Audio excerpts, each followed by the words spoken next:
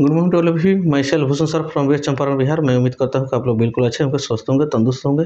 मैं आप लोगों के बीच रसायन शास्त्र जो क्लास 10th का है लेकर आया हूँ, जो कि जो पार्ट पहला है रासायनिक अभिक्रियाएं एवं समीकरण, जो कि मैं इसे भारतीय भवन से पढ़ाने जा रहा हूँ। ये जो है बिहार बोर्ड के लिए भी मोस्ट इम्पोर्टेंट है। यूपी बोर्ड हो, झारखंड बोर्ड हो या राजस्थान बोर्ड हो, इसके साथ ही साथ हर एक प्रतियोगी परीक्षाओं में इससे भी क्वेश्चन पूछा जाता है। ये कोई जरूरी नहीं है कि केवल बिहार बोर्ड के लिए ही है, झारखंड बोर्ड के लिए ही है, राजस्थान यूपी बोर्ड के लिए ही है। इससे ही पूछा जाता है बोर्डों प्रतियोगी परीक्षाओं में। तो आप मेरे वीडियो में शुरू से अंत तक बने रहिएगा। यदि आप इस वीडियो में शुरू से अंत तक बने रहिएगा तो इतना ज़रूर समझ जाइए कि आप इस चैप्टर को अंत होते समय मास्टर ब्लास्टर हो जाइएगा और आप भी किसी और को इसी तरह पढ़ा सकते हैं। केवल आपको सावधानीपूर्वक और ध्यान से दिमाग को एकत्रित करके और मेरे वीडियो में शुरू से अंत तक बने रहना है। तो ज़्यादा देर न करते हुए मैं अपने वीडियो को शुरू करने जा रहा हूँ, जो कि ये सबसे पहला इस चैप्टर का नाम ही है रासायनिक अभिक्रिया एवं समीकरण। तो सबसे पहले हम लोग जाने, जो हम लोग को लाइफ में बहुत से सारी घटनाएं होती रहती है, उसको सबसे पहले हम लोग को समझने की ज़रूरत है। जैसे हम लोग क्या करते हैं, खुले हवाओं में लोहा को छोड़ देते हैं, तो एक ऐसे समय आता है कि उसमें क्या होता है, जंग लग जाता है। ठीक, जैसे हम लोग चावल है, चावल को अगर पानी मिला के उसको जैसे गर्म करते हैं, उबालने के बाद में कुछ देर के बाद में हम लोग को भात बन के तैयार हो जाता है। ठीक, दूध है, उसको दूध को गर्म करने के बाद थोड़ा सा उसमें जो जोरन जो बोलता है, दूध का ही थोड़ा सा मात्रा, उसमें दही का मात्रा थोड़ा सा उसमें डाल दिया जाता है और डालने के बाद में कुछ समय के बाद में वो दही बनकर तैयार हो जाता है। ठीक, तो ऐसा क्यों होता है? ये जितने भी प्रक्रिया है वो क्या कहलाता है? ये रासायनिक अभिक्रिया कहलाता है। जितने भी ये भात, चावल से भात को बन जाना, दूध से दही का बन जाना, लोहे में जंग लग जाना, ये सब क्या है? रासायनिक अभिक्रिया है। ठीक है, तो सबसे पहले हम लोग रासायनिक अभिक्रिया के बारे में जानने। तो रासायनिक अभिक्रिया कहते किसे है? नहीं, तो जब एक या एक से अधिक पदार्थ किसी भिन्न पदार्थों से किसी दूसरे पदार्थ से अभिक्रिया करके, एक या एक से अधिक पदार्थ किसी दूसरे पदार्थ से अभिक्रिया करके अपने से भिन्न किसी दूसरे पदार्थ का निर्माण करता है, तो ये जो प्रक्रिया जो है क्या कहलाता है? रासायनिक अभिक्रिया कहलाता है। जैसे हम लोग एग्जाम्पल से समझे, जैसे हाइड्रोजन है, क्या है? हाइड्रोजन। ये ऑक्सीजन से जब अभिक्रिया करता है तो क्या बनाता है? जल बनाता है। क्या बनाता है? जल। ये जो है ये दो ठो पदार्थ हुआ, क्या हुआ? हाइड्रोजन और ऑक्सीजन क्या हो गया? पदार्थ हो गया, जो कि आपस में जब अभिक्रिया किया तो क्या बना दिया? ये जल बना दिया, जो कि इससे बिल्कुल ये भिन्न गुण रखता है। क्योंकि हाइड्रोजन जो है, ये हाइड्रोजन और ऑक्सीजन दोनों को दोनों क्या है? गैस है। क्या है? दोनों को दोनों गैस है। पर जल जो है क्या है? एक लिक्विड है। क्या है? लिक्विड है, क्योंकि ये बिल्कुल दोनों से भिन्न गुण रखता है। तो मैं उम्मीद करता हूँ कि आप लोग को बिल्कुल इतना बात समझ में आ गया होगा। आगे एक शब्द आता है अभिकारक। क्या है? अभिकारक। जो तीर चिन्ह के जो बाई जो और जो भी पदार्थ जो भाग लिए रहते हैं रासायनिक अभिक्रिया में, उसको हम लोग क्या बोलते हैं? अभिकारक बोलते हैं। क्या बोलते हैं? अभिकारक बोलते हैं। और ये दोनों एक या एक से अधिक जो भी पदार्थ जब अभिक्रिया में भाग लिए रहते हैं उसके बाद से जो नया पदार्थ का जो निर्माण किया रहता है उसी को बोलते हैं, क्या बोलते हैं, प्रतिफल बोलते हैं। क्या बोलते हैं, प्रतिफल। यानी तीर सीन से दाएं के तरफ के जो भी रिजल्ट आया रहता है उसको क्या बोलते हैं, प्रतिफल। और तीर सीन से पहले जो भी अभिक्रिया में पदार्थ भाग लिए रहते हैं उसको क्या बोलते हैं, अभिकारक। यानी अभिक्रिया में भाग लेने वाले पदार्थ को अभिकारक का, जो ये दोनों अभिक्रिया करके जो नया चीज़ बनाया रहता है, नए पदार्थ का निर्माण किया रहता है, उसी का बोलते हैं प्रतिफल बोलते हैं। तो मैं उम्मीद करता हूँ कि आप लोगों को अभिकारक और प्रतिफल समझ में आ गया होगा। अगला हम लोग को टॉपिक है रासायनिक अभिक्रिया की क्रिया विधि। रासायनिक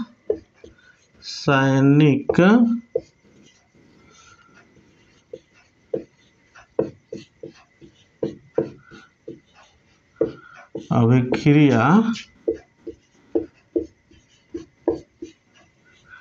क्रिया विधि।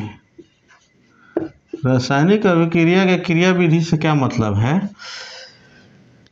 जी कोई भी पदार्थ जब कोई भी अभिक्रिया जब होता है तो उसमें भाग लेने वाले जो भी पदार्थ होता है तो सबसे पहले उसका अणु किस में टूटता है, परमाणु में टूटता है। किस में टूटता है, उसका अणु परमाणु में टूटता है। अब पुनः ये परमाणु आपस में संजोग करके एक नए अणु का निर्माण किए रहता है। जैसे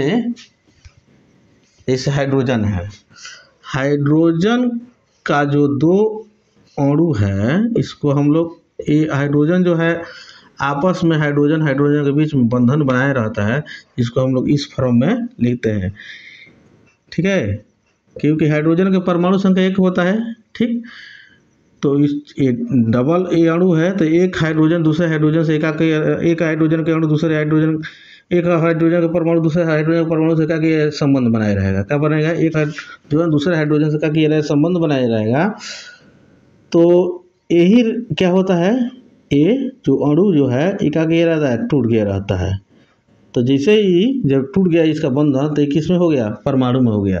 क्या हो गया, परमाणु हो गया। जैसे हम लिखते हैं ऑक्सीजन तो क्या हो गया, परमाणु। जैसे यहाँ पर लिख देते हैं O2, ये भी ऑक्सीजन ही पढ़ा जाएगा, लेकिन ये किस फॉर्म में, अणु के फॉर्म में है। ये किस फॉर्म में, हाइड्रोजन के फॉर्म में है, सॉरी परमाणु के फॉर्म में है।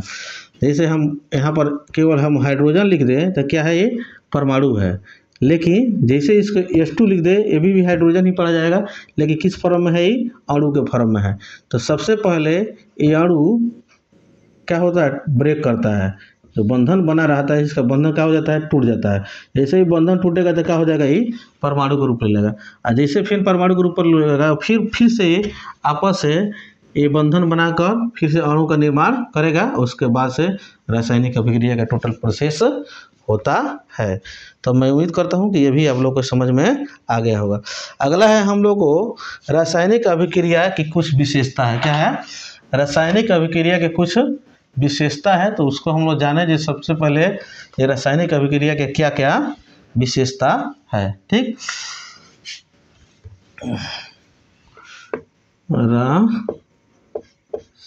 रासायनिक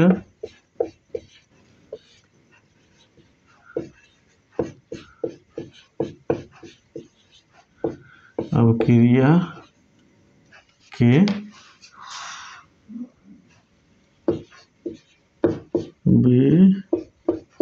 विशेषताएं। ठीक, तो रासायनिक अभिक्रिया की विशेषता में पहला विशेषता क्या है, जे कोई भी बहुत कुछ ऐसे अभिक्रिया होता है जिसको, जैसे हम लोग संपादित अभी कराते हैं, रिएक्शन कराते हैं, तो रिएक्शन कराने के दौरान क्या गैस की उत्पत्ति करता है। क्या करता है, गैस का उत्पत्ति होता है सबसे पहले। तो गैस का उत्पत्ति से मतलब क्या होता है, जैसे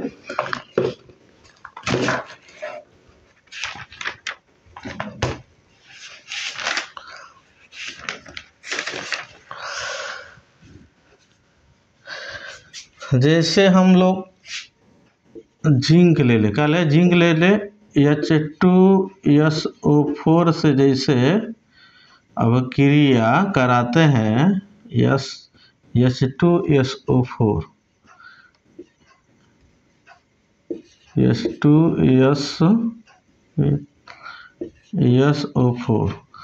जिंक को H2SO4 यानी जिंक सल्फाइड से जैसे हम लोग कराते हैं तो क्या बना ZnSO4 बनाता है। साथ ही साथ हाइड्रोजन जो गैस है क्या होता है, मुक्त होता है नहीं। कुछ ऐसे अभिक्रिया है जिसको अभिक्रिया कराने के तत्पश्चात वो क्या होता है, गैस की उत्पत्ति करता है। जैसे यहाँ पर जिंक के साथ में हम H2SO4 को, जो कि तेजाब का प्योर तेजाब का ये क्या है, सूत्र है। इसको जैसे अब क्रिया कराते हैं तो क्या बनाता है, जिंक सल्फाइड बनाता है, साथ ही साथ गैस मुक्त करता है। ठीक, उसके बाद में अगला क्या है हम लोग को, अवक्षेपण का बनना। क्या चीज़ है, 2 नंबर में है अवक्षेपण का बनना। तो अवक्षेपण का बनना से मतलब क्या होता है कि जैसे एल्युमिनियम नाइट्रेट का जो हम अब क्रिया कराते हैं हाइड्रोक्लोरिक एसिड से, तो तुम्हारा एक क्या दे देता है, एल्युमिनियम AgCl प्लस HNO3। अवक्षेपण के मतलब क्या होता है, जैसे एल्युमिनियम नाइट्रेट को हाइड्रोक्लोरिक एसिड से जैसे हम अभिक्रिया कराते हैं तो ये एल्युमिनियम क्लोराइड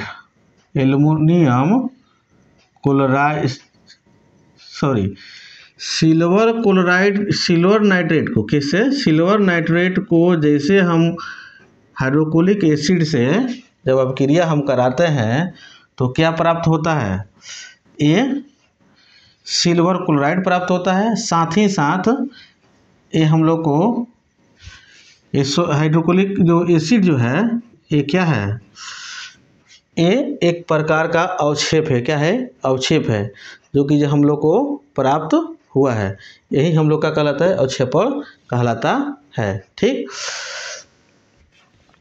अगला है हम लोग को 3 नंबर में कि रंग परिवर्तन। क्या है, रंग परिवर्तन।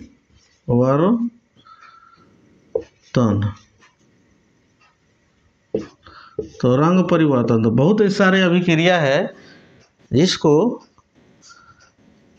जब रिएक्शन कराया जाता है तो उसमें क्या होता है, रंग का परिवर्तन भी होता है। ठीक, जैसे पोटेशियम परमैंगनेट के बैगनी रंग का विलयन में थोड़ा थोड़ा अगर नींबू को निचोड़ा जाए तो धीरे धीरे वो बैगनी रंग क्या होने लगता है, गायब होने लगता है। अगला है हम लोग का ताप में परिवर्तन। क्या है, ताप में परिवर्तन।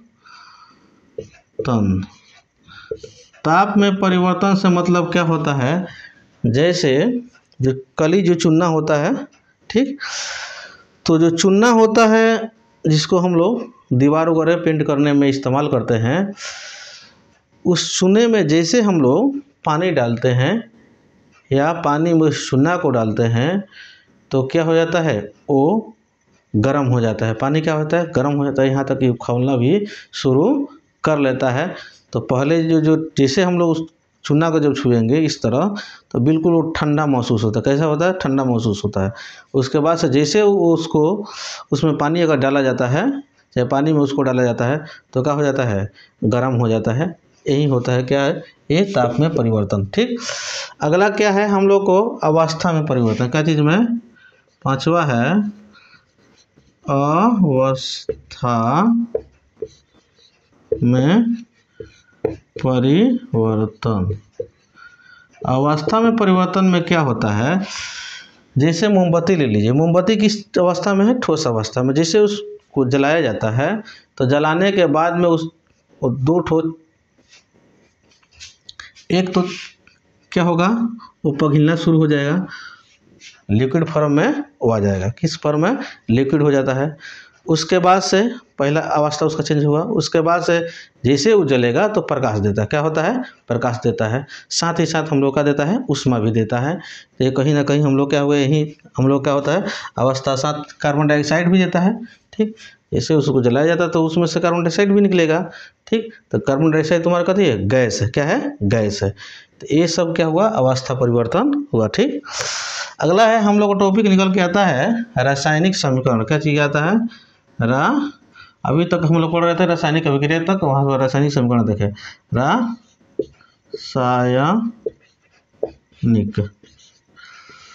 रासायनिक समीकरण से क्या मतलब होता है। ठीक, तो रासायनिक समीकरण का परिभाषा यह होता है कि किसी भी रासायनिक अभिक्रिया में भाग लेने वाले पदार्थ को उनके संकेत या सूत्रों में लिखा, संकेत या सूत्रों की सहायता से जो अभिक्रिया को संक्षिप्त जो रूप दिया जाता है वही हम लोग का कहलाता है, रासायनिक समीकरण कहलाता है। जैसे हाइड्रोजन हुआ, ठीक, और ऑक्सीजन हुआ, तो अगर हम हिंदी में लिखें तो क्या हो जाएगा, हाइड्रोजन। क्या हो जाएगा, हाइड्रोजन। उसी तरह हम लोग हिंदी में लिखेंगे ऑक्सीजन लिखेंगे, उसमें जल लिखेंगे नहीं। तो ये क्या हो गया, उसका फुल फॉर्म हो गया, लेकिन ये क्या है, उसका संक्षिप्त। तो रासायनिक समीकरण को क्या चीज़ में लिखा है, जो भी उसमें रासायनिक समीकरण में जो भी तत्व उसमें भाग लेता है, जो भी तत्व उसमें भाग लिया रहता है, उसको किस में किस फॉर्म में लिखता है, उसको संकेत के उनके सूत्रों के फॉर्म में लिखते हैं। ठीक, अब ये क्या है, रासायनिक समीकरण को लिखने के कुछ क्या है, नियम है। क्या है, रासायनिक समीकरण को रासायनिक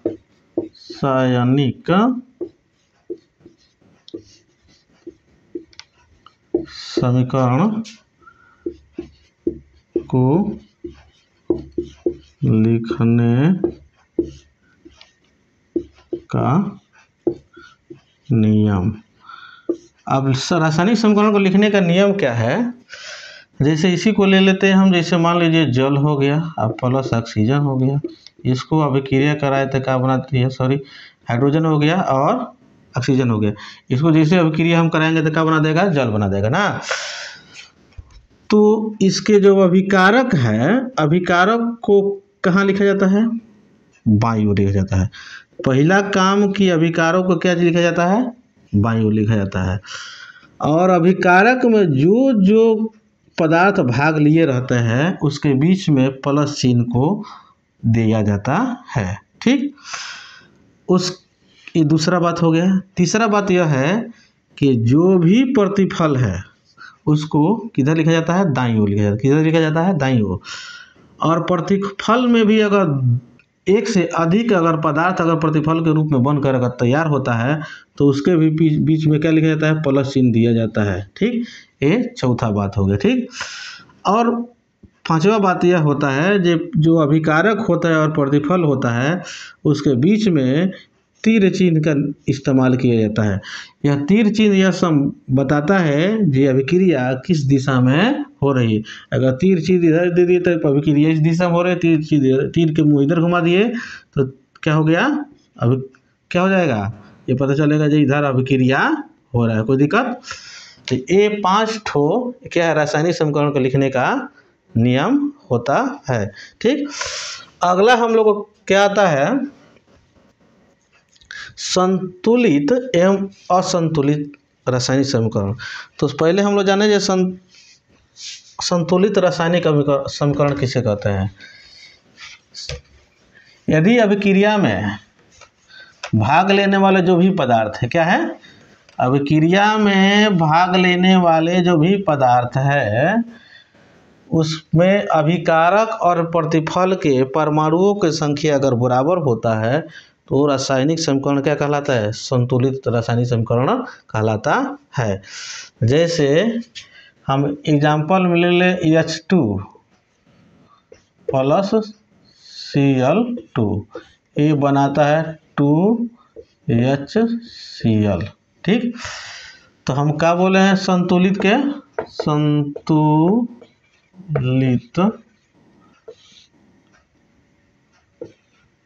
रासायनिक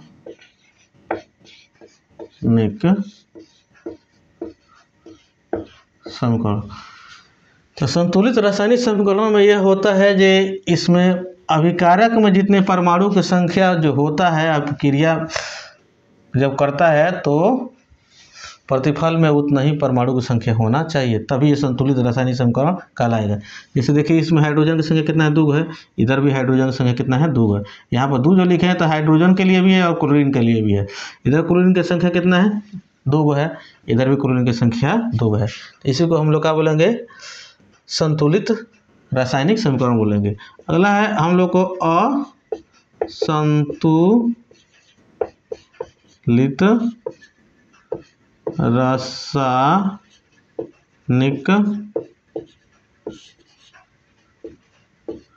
समीकरण। असंतुलित रासायनिक समीकरण से मतलब क्या होता है कि अभिकारक में जो भी पदार्थ भाग लिए हैं उसमें परमाणु की संख्या और प्रतिफल में जो भी प्रतिफल बन के आया है पदार्थ, उसमें परमाणु की संख्या का हो, भिन्न हो, उसी को हम लोग क्या कहेंगे? यह संतुलित रासायनिक समीकरण कहते हैं। जैसे हम ले लेते हैं हाइड्रोजन को ऑक्सीजन से जैसे हम लोग अभिक्रिया कराते हैं तो क्या बनाता है? जल बनाता है। क्या बनाता है? जल बनाता है। जो कि देखिए इधर हाइड्रोजन की संख्या कितना है? 2 है। इधर हाइड्रोजन की संख्या कितना है? 2 है। और इधर ऑक्सीजन की दर कितना है? 2 है। लेकिन इधर ऑक्सीजन कितना है? 1 ही है। तो ये क्या है?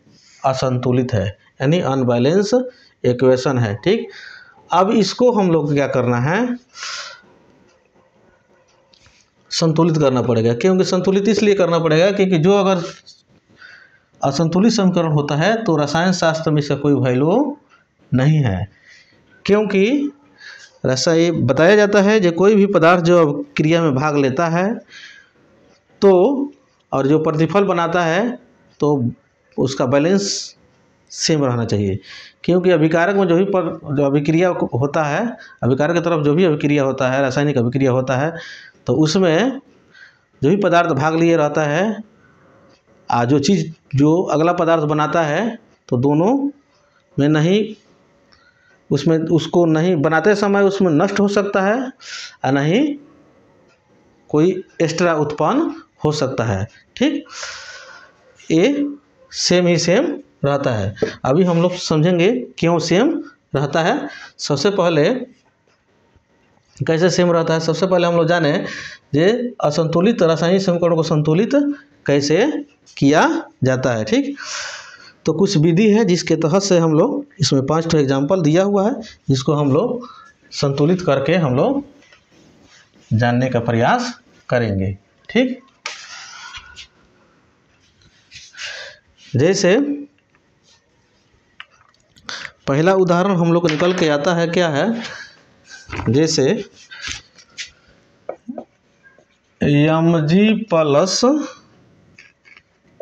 HCl, ये बनाता है MgCl2 प्लस H2। ठीक, अब देखिए इसको क्या करेंगे हम लोग?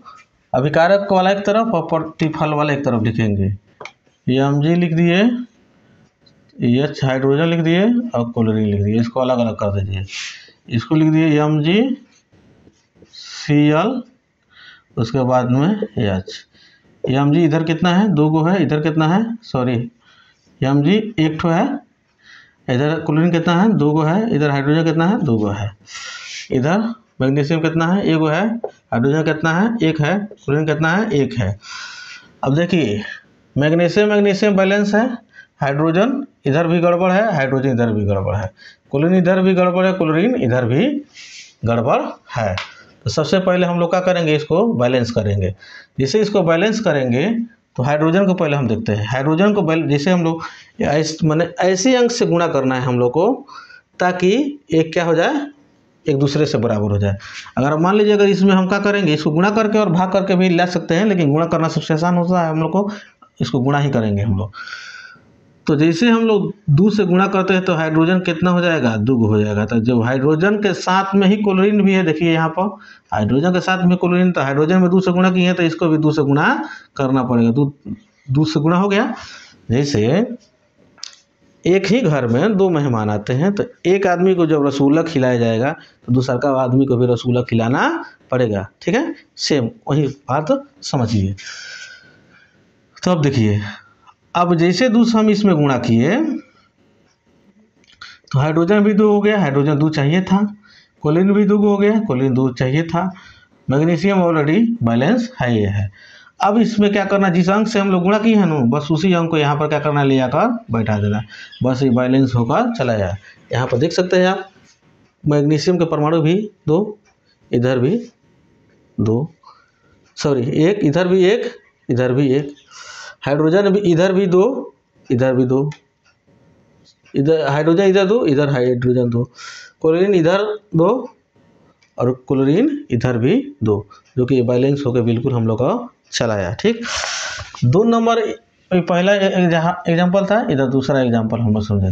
दूसरा एग्जाम्पल है AlCl3 प्लस CaOH का होल ट्वाइस, AlOH के होल ट्वाइस प्लस CaCl2। ठीक, अब देखिए एक एक हम लोग करके उतार देते हैं। पहले इधर Al कितना है, एगो है। Cl कितना है, 3 ठो है। Ca कितना है, 1 ठो है। हाइड्रोक्साइड कितना है, 2 ठो है। ठीक, इधर लिखते हैं हम Al कितना है, एल्युमिनियम एगो है। हाइड्रोक्साइड कितना है, 2 गो है। कैल्शियम कितना है, एगो है। क्लोरीन कितना है, 2 गो है। अब इसको हम लोग क्या करना शुरू करें, बैलेंस करना शुरू करें। तो एल्युमिनियम एगो है, एल्युमिनियम इधर भी एगो है। क्लोरीन इधर कितना है, 3 ठो है। इधर क्लोरीन कितना है, 2 ठो है। तो इसको सबसे पहले बैलेंस करें। तो इसको जब जैसे हम लोग इस क्लोरीन में 2 से अगर गुणा कर देते हैं, इसमें क्या करते हैं, 3 से गुणा कर देते हैं, तो ये 6 निकल के आ जाएगा। ये भी कितना निकल के जाएगा, 6 निकल गया। अब क्लोरीन देखिए किसके साथ जुड़ा हुआ है, अब इसको मिटाते हैं। क्लोरीन किसके साथ में जुड़ा हुआ है, क्लोरीन किस साथ में जुड़ा हुआ है, एल्युमिनियम के साथ में जुड़ा हुआ है। तो क्लोरीन में जब 2 से गुणा किए तो एल्युमिनियम से भी 2 से गुणा करना पड़ेगा। ठीक, क्योंकि इसी के साथ ये भी है। अब देखिए ई हो गया, एल्युमिनियम कितना हो गया, 2 पीस हो गया। कितना हो गया, 2 पीस हो गया। अब इधर 2 पीस हो गया, इधर 1 पीस है, तो इधर भी 2 से गुणा करना पड़ेगा। तो इधर कितना हो गया, 2 पीस हो गया। अब देखिए, अब एल्युमिनियम भी हम लोग को 2 गो हो गया, इधर भी 2 गो हो गया। ठीक, अब देखिए इधर क्लोरीन भी 6 गो हो गया, क्लोरीन भी 6 गो हो गया। कैल्शियम कितना हो गया, 1 है, कैल्शियम भी 1 हो गया। ठीक, अब देखिए यहाँ पर कुछ गड़बड़ हो गया। क्यों, क्योंकि यहाँ पर जब हम कितना से, जब क्लोरीन में 3 से गुणा किए तो क्लोरीन के साथ भी है कैल्शियम, तो इसमें भी 3 से गुणा करना पड़ेगा। तो कितना हो गया, 3 एकम 3 हो गया। ठीक, अब इधर देखिए, अब इधर क्लोरीन कैल्शियम तो कितना हो गया, 3 हो गया। इधर कैल्शियम कितना है, 1 गो है। तो यहाँ पर भी हम लोग का करना पड़ेगा, कैल्शियम में 1 से 3 से गुणा करना पड़ेगा, तब जाकर 3 होगा। तो 3 एकम 3। अब जैसे कैल्शियम में हम गुणा किए कितना से, 1 से 3 से, तो कितना हो गया, ये 3 हो गया। ठीक, उसके बाद से अभी देखिए कैल्शियम के साथ में कथी है, हाइड्रोजन है, क्या है वो, हाइड्रोजन ऑक्साइड है, क्या है हाइड्रोजन ऑक्साइड है। अब ई कितना हो जाएगा, अभी ई इसके साथ में है, हाँ तो ई इसके साथ में है, तो इसमें हम लोग को क्या करना पड़ेगा, इसके साथ है तो इसमें जब 3 से गुणा किए हैं तो इसमें भी 3 से गुणा करना पड़ेगा, ठीक। तो ई कितना हो गया, ये 6 हो गया, कितना हो गया 3 दूना 6। अब इसमें देखिए एक कैल्शियम में हम कितना से किए हैं 3 से, ठीक। अब ए जो है ए हम लोग के बैलेंस में निकल के चला आया कितना, ए हो गया कितना 6 गो हो गया, कितना हो गया 6 गो। अब इसको भी 6 पीस बनाने के लिए क्या करना पड़ेगा, 3 से गुणा करना पड़ेगा। तो जैसे हम 3 से गुणा किए तो कितना हो गया, ये 6 हो गया, कितना हो गया 6 हो गया। कुछ मिस हो रहा है क्या, एल्युमिनियम 2 गो, 2 से गुणा ठीक है, कैल्शियम है 3 से गुणा, फिर इसमें भी 3 से गुणा, इसमें भी 3 से गुणा, इसमें 2 से गुणा, 3 से गुणा 6, कैल्शियम में 3 से गुणा 6, ठीक। तो थोड़ा सा हम लोग देख लें, इधर कितना हो गया, एल्युमिनियम कितना पीस हो गया 2 पीस, इधर भी एल्युमिनियम 2 पीस, इधर कैल्शियम कितना हो गया 6 पीस, इधर भी कैल्शियम कितना आ गया 6 पीस, इधर क्लोरीन भले, इधर कैल्शियम कितना आ गया 3 पीस, इधर भी कैल्शियम का हो गया 3 पीस, इधर हाइड्रोक्साइड कितना हो गया 6 पीस, इधर भी हाइड्रोक्साइड कितना हो गया 6 पीस। अब इधर हम लोग क्या कर सकते हैं, हम लोग बैठा सकते हैं, इसमें कितना से गुणा किए हैं, इसमें किए हैं 2 से गुणा, ठीक। इसमें भी किया गया कितना से गुणा 2 से गुणा, ठीक। क्लोरीन में कितना, इसमें कितना से किया गया हम लोग 2 से गुणा, तो ये कर दिया, ये तो हो गया। इसमें कितना से किया गया, यानी 3 से गुणा किया गया है, यहाँ पर 3 से गुणा किया है, अभी तो देखिए क्या चीज़ से गुणा किया गया है। इसमें कैल्शियम क्लोरीन में कितना से गुणा किए हैं 3 से गुणा किए हैं। आप देख सकते हैं एल्युमिनियम इधर कितना 2 पीस, इधर भी एल्युमिनियम 2 पीस, ठीक। कैल्शियम 3 दूना 6 पीस, देखिए कैल्शियम 3 दूना 6 पीस,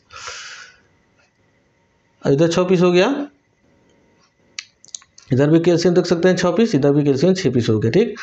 हाइड्रोक्साइड कितना हो गया 3 दूना 6 पीस, तो हाइड्रोक्साइड भी क्या हो गया 3 दूना 6 पीस, ये जो कि जब बैलेंस होगा हम लोग को चलाया। तीसरा हम लोग का क्या है, तीसरा में हम लोग क्या है Fe प्लस H2O, ये रिएक्शन जब किया तो Fe3O4 प्लस H2 ये बनाया। तो इसको लिख ले हम लोग Fe प्लस H2, Fe कितना पीस है 1 पीस है, हाइड्रोजन कितना है 2 पीस है, ऑक्सीजन कितना है 1 पीस है, इधर लोहा कितना है 3 पीस है, ऑक्सीजन कितना है 4 पीस है, जल कितना है, पहले हाइड्रोजन कितना है 2 पीस है। अब इसको इधर लोहा कितना है 1 गो है, इधर लोहा 3 गो है, तो इधर क्या करेंगे हम लोग 3 से गुणा कर देंगे तो कितना हो जाएगा 3 बैलेंस होकर चला है, ठीक। हाइड्रोजन इधर 2 खो है, हाइड्रोजन इधर 2 है, ठीक है। देखिए ऑक्सीजन कितना है इधर 1 ठो है, इधर है 4 ठो, तो इसमें क्या करेंगे 4 से गुणा करेंगे। जैसे इसमें 4 से गुणा करेंगे तो ऑक्सीजन के साथ ही हाइड्रोजन है, तो इसमें भी कितना करना पड़ेगा 4 से गुणा करना पड़ेगा, तो ये कितना हो जाएगा 8 हो गया, ये कितना हो गया है 4 हो गया, ठीक। इधर जब हम हाइड्रोजन में, इधर हाइड्रोजन कितना हो गया 8 हो, तो इधर इसको भी 8 बनाने के लिए 4 से गुणा करना पड़ेगा, ठीक। तो कितना हो गया 8 हो गया, जो कि बैलेंस होकर निकल कर चला है, ठीक।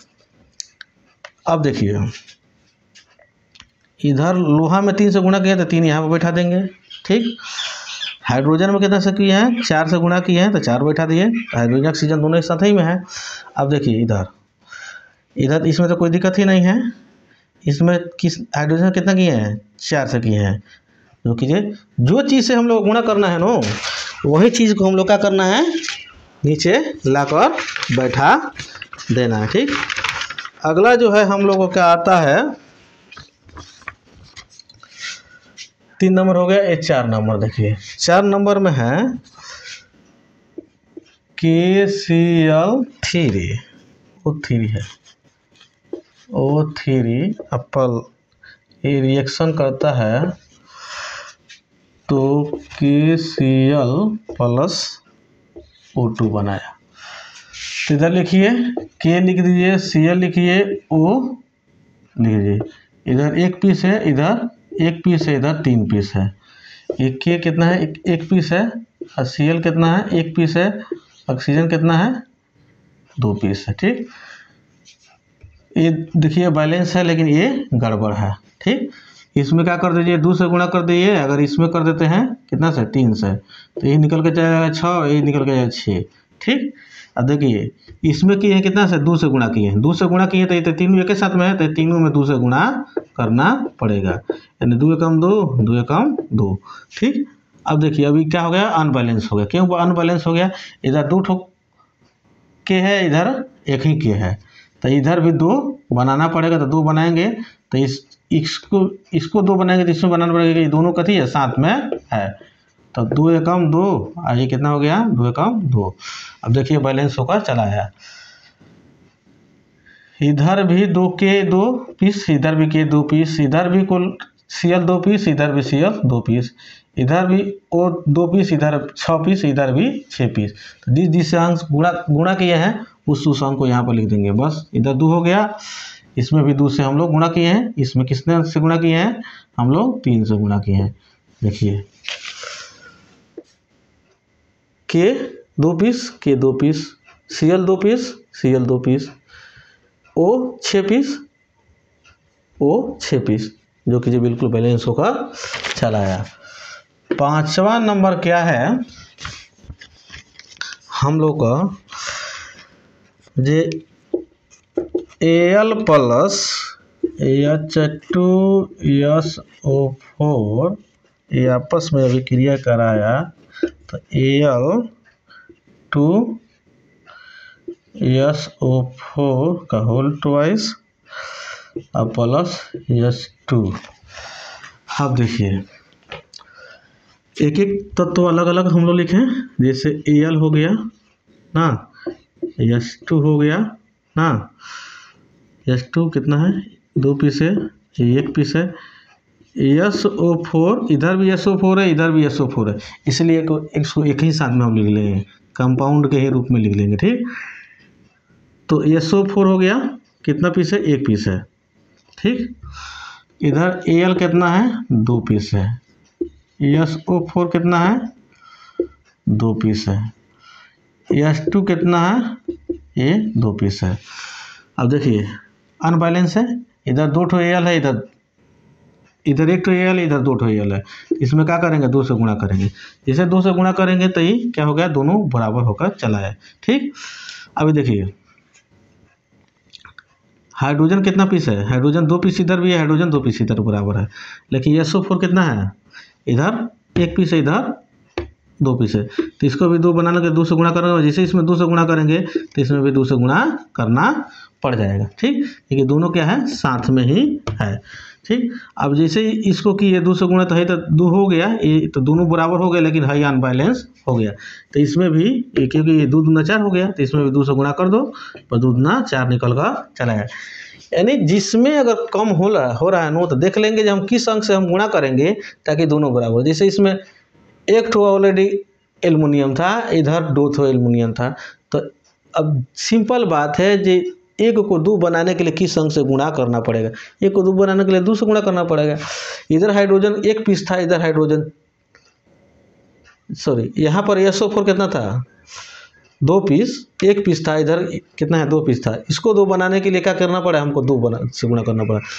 इसमें जब 2 से गुणा किया तो हाइड्रोजन में भी 2 से गुणा करना पड़ेगा, क्योंकि दोनों क्या है साथ में है। जब साथ में जो है जिस अंक से एक में गुणा करना पड़ेगा दूसरा का में भी उसी से गुणा करना पड़ेगा। तो ये क्या होगा 4 निकल के चाहिए, ये 4 निकल के चाहिए तो ऑलरेडी हाइड्रोजन यहाँ पर 2 है, तो इसको भी 4 बनाने के लिए 2 से गुणा कर देंगे।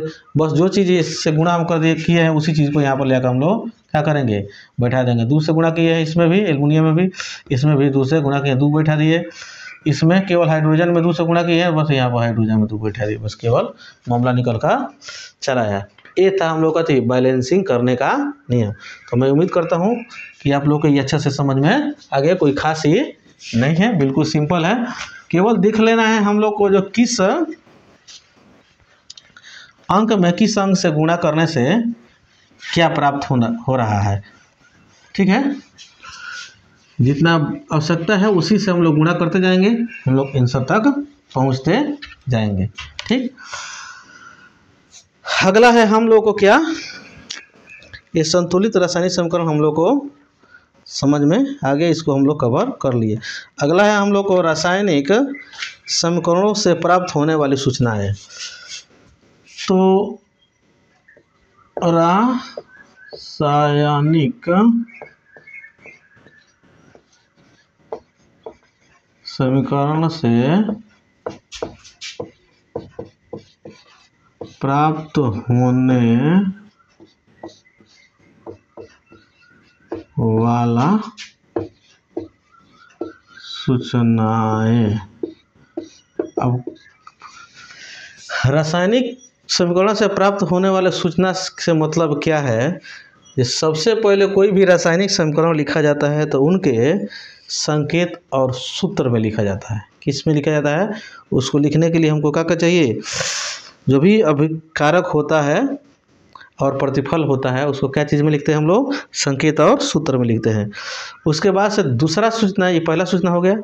दूसरा सूचना क्या है, जैसे हम लोग रासायनिक समीकरण अभिक्रिया कराते हैं तो इससे यह पता चल जाता है कि अभिक्रिया में कौन कौन से पदार्थ भाग ले रहा है, उस अभिक्रिया के तत्पश्चात कौन कौन से प्रतिफल के रूप में पदार्थ बनकर निकल कर चला आ रहा है। ठीक, तीसरा यह है कि जो भी अभिक्रिया है, जब हम लोग इसे अभिक्रिया हम लोग कराते हैं तो अभिकारक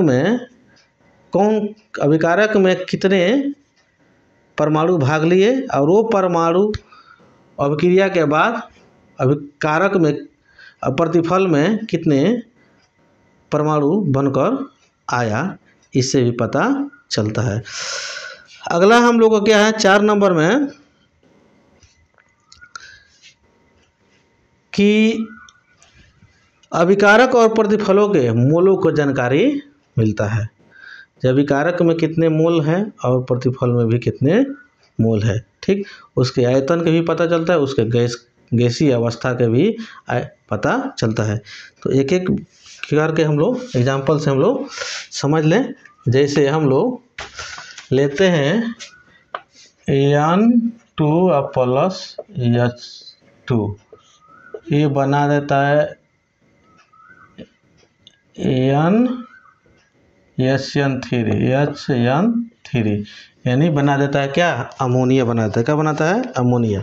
इसको हम लोग बैलेंस कर ले, 3 से कर दें गुणा, हम लोग के आंसर निकल के चला आया। तो देखिए HN3, इधर 2 से गुणा कर दिए, हाइड्रोजन भी 2, हाइड्रोजन 2, नाइट्रोजन कितना हो गया 6 हो गया। तो इधर से भी क्या करना पड़ेगा, 3 से गुणा करना पड़ जाएगा। सॉरी, इधर 3 से गुणा करना पड़ेगा, ये निकल के चला है। देखिए NH3 न होगा, NH3। अब देखिए इधर पर इसका नाइट्रोजन के और हाइड्रोजन हो गया, इधर हो गया अमोनिया, NH3। ठीक, इसका परमाणु जोन है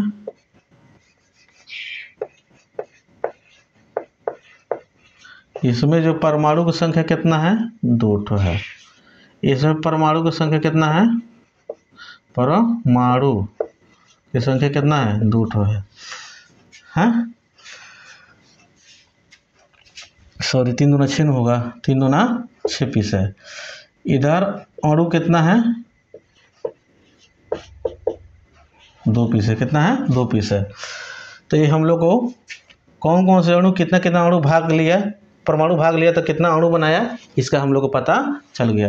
ये हम लोग का है, इस ये अमोनिया के कितने अणु बन के आया है ये पता करता है, ठीक है। ये डायरेक्टली हम लोग कहते हैं ये परमाणु ये बता देता है, ठीक। उसके बाद से मोलों की संख्या क्या है, मोल है। तो मोल इसमें नाइट्रोजन में मोल कितना है, इसमें मोल नाइट्रोजन में मोल कितना है, 2 ठो है, सॉरी 1 ठो है, कितना है, 1 ठो है। इसके पीछे जो अंक होता है वही होता है जो कि छिपा रहता है। इसमें कितना है, 3 है। इसमें मोल की संख्या कितना है, 2 है, ठीक। ये हुआ क्या, मोल हो गया, क्या हो गया, मोल। ये मोल कितना हो गया, इसमें नाइट्रोजन में 2 ठो मोल है, हाइड्रोजन में 3 ठो मोल है और अमोनिया में कितना है, 2 ठो मोल है, ठीक। इसको ग्राम दरम्यान निकलना, क्या निकलना है, ग्राम। अब ग्राम में क्या होता है कि नाइट्रोजन के परमाणु भार होता है 14, तो इसे 2 गो नाइट्रोजन है तो कितना हो जाएगा, 28, ठीक। हाइड्रोजन का परमाणु भार होता है 1 गो, ऐसा ऐसा क गो है, 6 गो है, तो 6 कम 6। इधर देखिए तो दोनों को जोड़ने पर कितना हो जाएगा, दोनों को जोड़ दिया 28 6 34 आ गया, कितना हो गया, 28 34, ठीक। और इधर देखेंगे हम लोग, अमोनिया यानी 14 हो गया नाइट्रोजन का, अब प्लस हाइड्रोजन कितना हो गया, 3 हो गया है, क्या हो गया, 3 हो गया, क्योंकि ये एगो हाइड्रोजन के परमाणु भार 1 होता है, इसमें से 3 गो हाइड्रोजन है, हैं। अब देखिए, अब इसमें इसी से 2 गो नाइट्रोजन है तो 2 से इसमें गुणा कर दें तो कितना होगा, 14 दूना 28, ऐसे इसे 3 दूना 6, यानी 2 से और गुणा करना पड़ेगा इसमें, तो कितना हो जाएगा, 3 दूना 6 6 कम 6, तो कितना हो जाएगा, 28 6 34। इधर भी 34 निकल के चला आया, इधर भी 34, ठीक। यानी इससे यह पता चल गया हम लोग को ये कोई भी अभिक्रिया हम लोग कराते हैं तो उसमें अभिकारक और प्रतिफल का द्रव्यमान जो होता है भिन्न होता है, नहीं कम होता है नहीं ज़्यादा होता है, ठीक है। यानी अभिक्रिया के दौरान किसी भी पदार्थ के नहीं क्या किया सकता है, नहीं नष्ट किया जा सकता है, नहीं उत्पत्ति किया जा सकता है, यही हम लोग को प्राप्ति होता है, ठीक। अगला हम लोग को क्या है,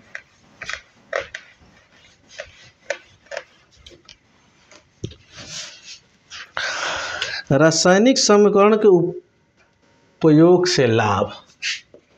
रासायनिक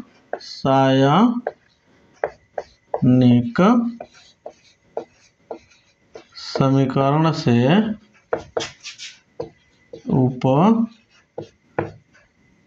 रासायनिक समीकरण के उपयोग से लाभ। और रासायनिक समीकरण के उपयोग से लाभ क्या क्या होता है इसको हम लोग जाने।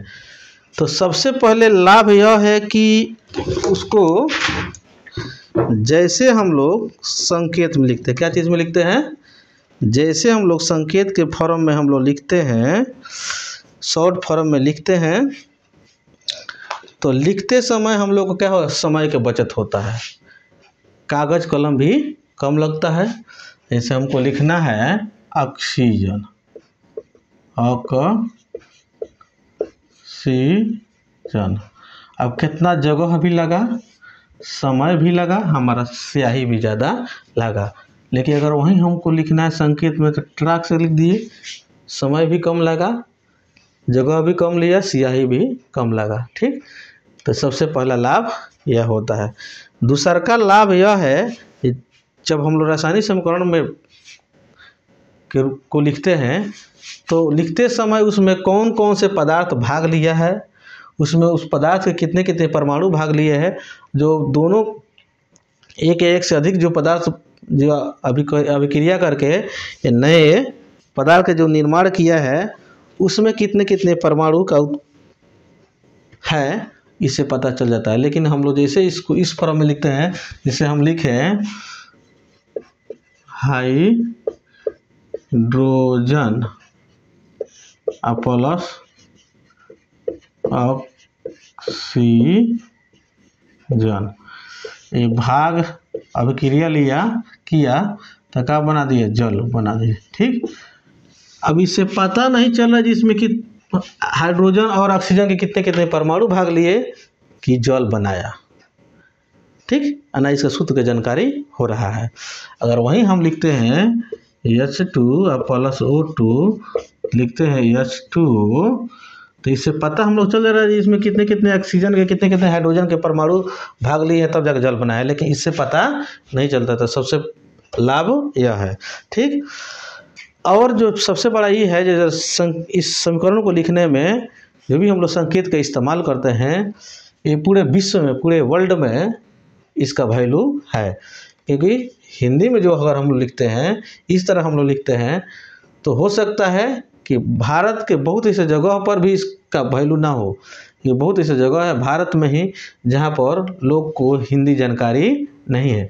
लेकिन ये जो इंग्लिश में जो इसका संकेत दे दिया गया है, इसको भारत कौन पूछता है, पूरे दुनिया के किसी भी कोने में हम लोग लेकर जाएंगे तो कहीं भी अगर इंडिया के किसी कोने में जाओ, चाहे भारत के बाहर, यानी दुनिया के किसी कोने में जाओ, तो अगर हाइड्रोजन को H लिख रहे हैं, यहाँ पर हम लोग जान के जाएंगे हाइड्रोजन को H से संबोधित किया जाता है, तो किसी भी कोना में जाएंगे धरती के तो समझिए H के मतलब हाइड्रोजन ही निकल कर आएगा। तो सबसे बड़ा लाभ यही है। अगला है हम लोग को रासायनिक समीकरण की सीमाएं। अब रासायनिक समीकरण के सीमा से मतलब क्या होता है, तो रासायनिक समीकरण के सीमा से मतलब यही होता है, रासायनिक समीकरण की सीमाएं। तो रासायनिक समीकरण का सीमाएं से मतलब क्या है, तो ये जो है कोई भी हम समीकरण अगर हम लिख देते हैं, तो समीकरण लिख देने से यह पता नहीं चलता है कि ये जो भी इसमें पदार्थ भाग लिए हैं, इसमें ठोस है कि द्रव है कि गैस है कि जलीय विलयन भाग लिया है। ठीक, ये रासायनिक समीकरण केवल लिख देने से पता नहीं चलता है, पहला बात। दूसरा बात यह है कि केवल समीकरण लिख देने से यह पता नहीं चलता है कि अब क्रिया जब हम लोग करा रहा है तो ये ऊष्माक्षेपी अभिक्रिया है कि ऊष्माशोषी अभिक्रिया है। यानी ऊष्माक्षेपी का मतलब यह होता है जो कोई भी बहुत सारे रासायनिक अभिक्रिया जब कराया जाता है तो ऊष्मा की उत्पत्ति करता है। तो जिस अभिक्रिया में ऊष्मा की उत्पत्ति होता है तो उसको बोलते हैं ऊष्माक्षेपी अभिक्रिया। अब बहुत ऐसे अभिक्रिया है जिसको अभिक्रिया कराने के लिए बहुत ऐसा रासायनिक समीकरण है जिसको अभिक्रिया कराया जाता है तो उसमें ऊष्मा देना पड़ता है, तो उसको बोलते हैं ऊष्माशोषी अभिक्रिया। तो इसका पता नहीं चलता है। अगला तीसरा का क्या निकल के आता है कि रासायनिक समीकरण केवल लिख देने से यह पता नहीं चलता है कि उसको माने अभिक्रिया जो कराया जा रहा है तो ताप देकर कराया जा रहा है कि दाब देकर कराया जा रहा है कि विद्युत देकर कराया जा रहा है, किस कंडीशन में इसको कराया जा रहा है, कि प्रकाश की उपस्थिति में इसका अभिक्रिया हो रहा है। ठीक है, केवल रासायनिक समीकरण लिख देने से काम नहीं चलता है। अगला क्या है हम लोग को, ठीक, रासायनिक समीकरण माने किस वेग से, माने कितना तीव्रता से माने अभिक्रिया हो रहा है, इसका भी पता नहीं चलता है जब तक हम लोग लिखेंगे नहीं। ठीक, और अगला क्या है, जो रासायनिक समीकरण केवल देख लेने से यह पता नहीं चलता है कि ये जो अभिक्रिया होगा तो किस अवस्था में होगा। माने बहुत सारे अभिक्रिया होता है जो कि जो विस्फोट के साथ में होता है, तो केवल देखने से पता नहीं। जैसे मान लीजिए पटाखा अगर हम लोग पड़काते हैं, जो व्यक्ति अनजान है पटाखा से, सपोज दैट अगर वो अनजान है तो उसको देख लेने से उसको पता नहीं चलेगा कि विस्फोट के साथ में ये पटाखा फट सकता है, लेकिन जैसे वो पटाखा को फोड़ेगा तो विस्फोट होगा, दुर्घटना हो सकता है। ठीक है, तो केवल देखने से हम लोग काम नहीं चलता है। ठीक, उसके बाद से यह समीकरण यह भी जानकारी नहीं देता है कि अभिक्रिया जब हम लोग करा रहे हैं तो अभिकारक में कितने पदार्थ भाग लिए हैं, कितने माने खर्च हुआ है, अगला खर्च होने के बाद में कितने की उत्पत्ति हुआ है। ठीक, ये किसी प्रकार के ये जानकारी नहीं होता है। अब इस चीज़ को कंप्लीट करने के लिए कुछ हम लोग को करना पड़ता है, जो कि अभी हम लोग जानेंगे। रासायनिक समीकरण को अधिक उपयोगी, रासायनिक समीकरण अभी तो हो गया हम लोग सीमाएं, ये जो सीमाएं हम लोग 600 डाले। अब इसके बाद में इसको अधिक उपयोगी कैसे, रासायनिक समीकरण को अधिक उपयोगी बनाना। अब कैसे हम लोग रासायनिक समीकरणों को कैसे कैसे अधिक उपयोगी बनाएंगे, तो अधिक उपयोगी बनाने के लिए कोई भी रासायनिक समीकरण है, जैसे हम लोग ले लेते हैं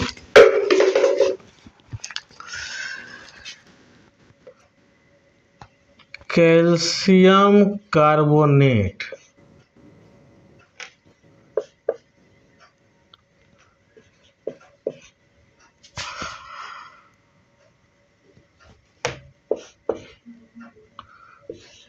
कैल्शियम ऑक्साइड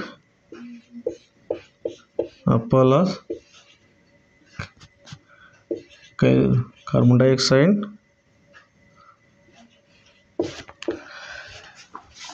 देखिए, जिस पहला कंडीशन यह है कि उसके अवस्था को बताकर, कि अवस्था का मतलब मैंने ठोस कौन कौन से सॉलिड भाग ले रहा है, कौन कौन से लिक्विड, कौन कौन से गैस। जो ठोस भाग लेगा उसके लिए यस लिखना पड़ता है, जो गैस भाग लेता है उसके लिए जी लिखना पड़ता है, जो लिक्विड भाग लेता है उसके लिए यह लिखना पड़ता है, जो जलीय विलयन भाग लेता है उसके लिए क्या लिखना पड़ता है, एक्यू यानी एक्वा सोल्यूशन लिखना पड़ता है। ठीक है, सॉलिड, गैस, लिक्विड और एक्वा सोल्यूशन। तो अगर कोई सॉलिड अगर भाग ले रहा है अभिकारक, चाहे प्रतिफल के रूप में, चाहे गैस भाग ले रहा है, लिक्विड भाग रहा है, एक्वा सोल्यूशन भाग ले रहा है, उसके जस्ट बगल में ब्रैकेट में जिस तरह यहाँ पर लिखे हुए हैं, ये जैसे कैल्शियम कार्बोनेट हो गया, ये सॉलिड है, कैल्शियम ऑक्साइड हो गया, ये क्या है, सॉलिड है, कैल्शियम कार्बोनेट है जो कि क्या है, गैस है। अगर इस तरह हम लोग अगर ब्रैकेट में देकर अगर हम लोग लिख देते हैं तो ये पता हम लोग को चलते रहता है ये कौन सा फॉर्म में ये भाग लिया हुआ है। ठीक, अगर हम लोग नहीं लिखते हैं तो ये क्या है, आधा अधूरा है। दूसरा का क्या निकल के आता है, दूसरा का है ऊष्माक्षेपी और ऊष्माशोषी। क्या है, ऊष्माक्षेपी और ऊष्माशोषी। जैसे कार्बन को ऑक्सीजन की उपस्थिति में जब इसको जलाया जाता है तो कार्बन डाइऑक्साइड प्लस क्या देता है, ऊष्मा देता है। क्या देता है, ऊष्मा। ठीक है, तो ऊष्मा देता है तो इकाल हो जाता है हम लोग का। जैसे ऊष्मा उत्पन्न किया तो क्या कहलाएगा, ऊष्मा। जैसे हम लोग ऊष्मा दिया, जैसे मान लो कोई भी कार्बन को अगर हम लोग जलाते हैं, कोई भी ईंधन को ऑक्सीजन की उपस्थिति में जलाते हैं ना, जैसे मान लो हम कार्बन एग्जाम्पल में लिए हैं, कार्बन को अगर ऑक्सीजन की उपस्थिति में जलाया तो कार्बन डाइऑक्साइड दिया। अब कोई भी चीज़ को जलाया जाएगा तो क्या हो जाएगा, ऊष्मा देगा। अगर रिएक्शन के बाद अगर ऊष्मा देता है तो अगर हम यहाँ पर ऊष्मा दे देते हैं तो इसे पता चल जाता है जो कथी है, ये ऊष्माक्षेपी। क्या है, ऊष्माक्षेपी अभिक्रिया है। क्या है, ऊष्माक्षेपी अभिक्रिया है। ठीक, तो इससे पता चल गया ये क्या हो रहा है, इसको रिएक्शन करने पर ऊष्मा निकल रहा है। ठीक है, अगर वहीं हम लोग नाइट्रोजन को ऑक्सीजन की उपस्थिति में रिएक्शन जब कराता है तो क्या बनाता है, 2N2O, नाइट्रोजन ऑक्साइड। क्या बनाता है, नाइट्रोजन ऑक्साइड, जो कि ये इसमें कहीं ना कहीं हम लोग को क्या देना पड़ेगा, ऊष्मा देना पड़ेगा। क्या देना पड़ेगा, ऊष्मा। ठीक, इसको अभिक्रिया कराने में नाइट्रोजन को ऑक्सीजन की उपस्थिति में जब अभिक्रिया जब हम लोग कराते हैं तो नाइट्रोजन ऑक्साइड बन के आता है। तो इसको अभिक्रिया कराने में क्या देना पड़ रहा है, ऊष्मा देना पड़ता है। जिसको अभिक्रिया कराने में अगर ऊष्मा देना पड़ता है तो क्या कहलाता है, ऊष्मा शोषी, ऊष्मा शोषी अभिक्रिया। क्या हो गया, ऊष्मा शोषी अभिक्रिया। ठीक, अगर हम लोग इसको लिख दिए हैं ऊष्मा यहाँ पे, और ये ऊष्मा प्रतिफल के रूप में ऊष्मा लिखे तो पता चल गया जो हम लोग कथी ऊष्मा क्षेपी अभिक्रिया है। और अभिकारक और ऊष्मा लिख दिए तो क्या पता चल गया, ये ऊष्मा शोषी अभिक्रिया है। ठीक है, इस तरह उपयोगी हम लोग बताते हैं। गैस का उत्सर्जन क्या है, गैस का उत्सर्जन, जैसे जिंक को अगला 3 नंबर में हम लोग जिंक को H2SO4 की उपस्थिति में अभिक्रिया कराते हैं तो जिंक सल्फाइड प्लस गैस हम लोग का होता है, मुक्त होता है। ठीक है, H2। तो तीर चिन्ह हम दे दिए यहाँ पर हाइड्रोजन के बगल में, यानी इससे पता चल गया जो क्या हो रहा है, इसमें से गैस भी निकल रहा है। तो ये कहीं ना कहीं हम लोग इस चीज़ को संकेत में लिख लिख कर क्या कर रहे हैं, इस समीकरण को और ज़्यादा से ज़्यादा उपयोगी बना रहे हैं। चौथा नंबर में क्या है, अवक्षेपण। क्या है, अवक्षेपण। अवक्षेपण का बनना, जैसे एल्युमिनियम नाइट्रेट, एल्युमिनियम नाइट्रेट को अगर अभिक्रिया हम कराते हैं हाइड्रोक्लोरिक एसिड के उपस्थिति में तो क्या बना देता है, एल्युमिनियम, सॉरी एल्युमिनियम नहीं है, सिल्वर नाइट्रेट है। क्या है, बार बार एल्युमिनियम निकल के आ जा रहा है, इसके पहले भी एल्युमिनियम बोल चुके हैं, इसको आप लोग समझ लीजिए। ये क्या है, सिल्वर नाइट्रेट है। सिल्वर नाइट्रेट को हाइड्रोक्लोरिक एसिड के उपस्थिति में जैसे हम लोग अभिक्रिया कराते हैं तो सिल्वर क्लोराइड बनाता है। क्या बनाता है, सिल्वर क्लोराइड बनाता है, जो कि क्या है, ये अवक्षेप के रूप में, किसके रूप में है, ये सिल्वर क्लोराइड क्या है, अवक्षेप के रूप में है। उसके बाद में HNO3। ठीक है, हाइड्रोजन नाइट्राइड हो गया। ये जो है यहाँ पर हम अगर हमको अवक्षेप दिखाना है तो जो चीज़ अवक्षेप के रूप में अगर प्राप्त होता है तो उसके पीछे, उसके आगे ही जस्ट उसको क्या करते हैं, ये डाउनवर्ड के तरफ हम लोग तीर चिन्ह दे देते हैं, जिससे पता चल जाता है कि ये जो भी यौगिक बन के आया है ये क्या है, ये अवक्षेप बन के आया है। इस तरीके से भी हम लोग क्या कर सकते हैं, इसको बता सकते हैं, इसको और ज़्यादा उपयोगी समीकरण को बना सकते हैं।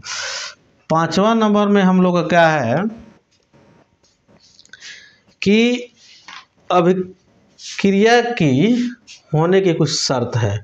जैसे मान लीजिए कोई अभिक्रिया हो रहा है तो अभिक्रिया मान लीजिए ए में बी से अभिक्रिया हो रहा है तो बना मान लीजिए C+D बना दे रहा है ना।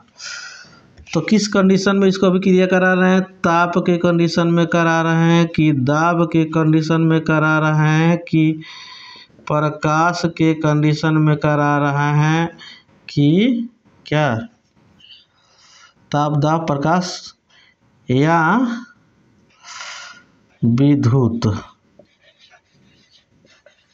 ठीक, किस कंडीशन में करा रहे हैं उसको हम लोग को क्या करना पड़ता है, यदि तीर चिन्ह के ऊपर या नीचे अगर हम लिखते हैं जहाँ इस अभिक्रिया को ताप के या दाब के या प्रकाश के या विद्युत के कंडीशन में इसको संपादित किया जा रहा है तो सबसे उपयोगी ये होता है।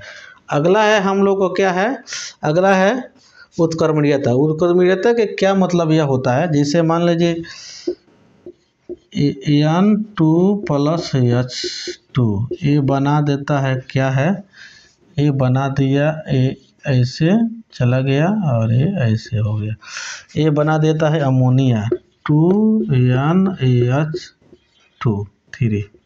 ठीक, तो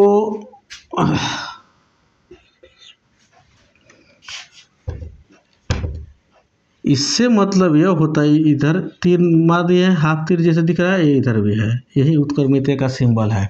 ठीक, इससे मतलब यह होता है कि जैसे नाइट्रोजन और हाइड्रोजन को हम लोग अभिक्रिया कराते हैं तो क्या बनाते हैं, अमोनिया बनाते हैं।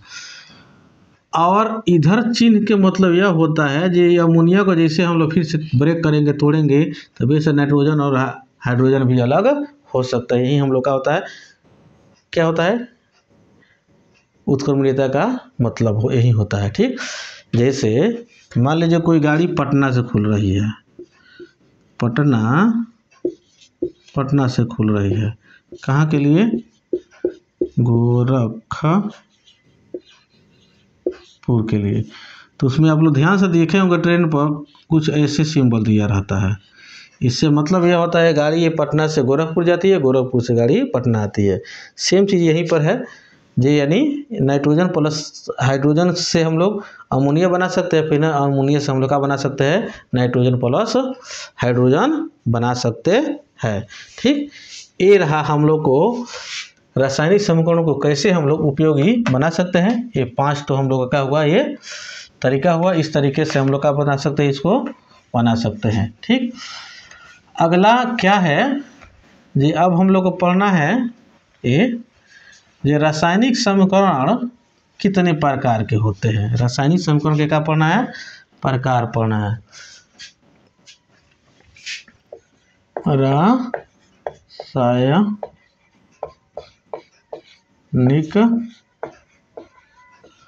समीकरण के प्रकार। तो रासायनिक समीकरण के प्रकार में क्या होता है, जो सबसे पहले हम लोग को रासायनिक समीकरण में प्रकार आता है संयोजन या संश्लेषण अभिक्रिया। संयोजन या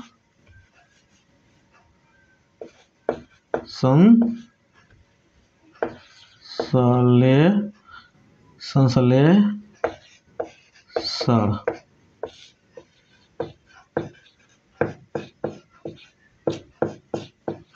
अभिक्रिया।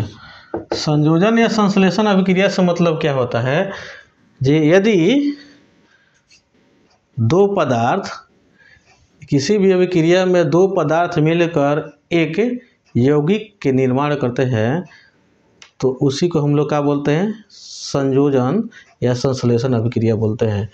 जैसे कार्बन को ऑक्सीजन से अभिक्रिया करावे तो क्या बना दिए, कार्बन डाइऑक्साइड बना दिए। ये दो पदार्थ है जो कि जब क्रिया किया तो क्या बना दिया, एक यौगिक का निर्माण कर दिया। इसी को हम लोग क्या बोलते हैं, संयोजन या संश्लेषण अभिक्रिया बोलते हैं। ये रासायनिक समीकरण का पहला रूल, पहला प्रकार। दूसरा का है हम लोग का ये वियोजन या अपघटन अभिक्रिया। वियोजन या अपघटन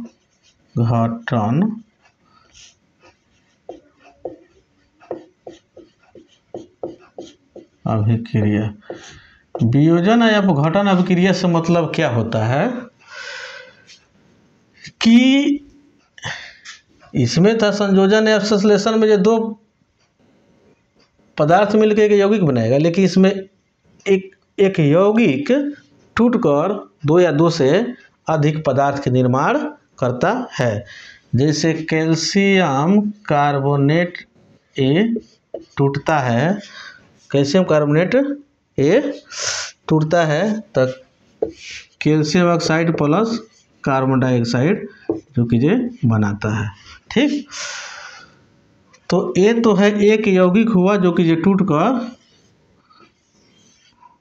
दो या दो से अधिक अगर पदार्थ का निर्माण करता है तो यही हम लोग का होता है वियोजन अभिक्रिया यानी अपघटन अभिक्रिया कहलाता है, जो कि जिस सामने पड़ा हुआ है आप इसे समझ सकते हैं। ठीक, तीसरा का क्या है, रासायनिक समीकरण के तीसरा का रूप जो कि जो है वैद्युत अपघटन। क्या है, वैद्युत अपघटन। तो वैद्युत अपघटन क्या है, अगर कोई भी रासायनिक अभिक्रिया अगर को विद्युत की उपस्थिति में अगर हम लोग उसको रिएक्शन कराते हैं तो वही क्या कहलाता है, वैद्युत अपघटन कहलाता है। जैसे सोडियम क्लोराइड को विद्युत,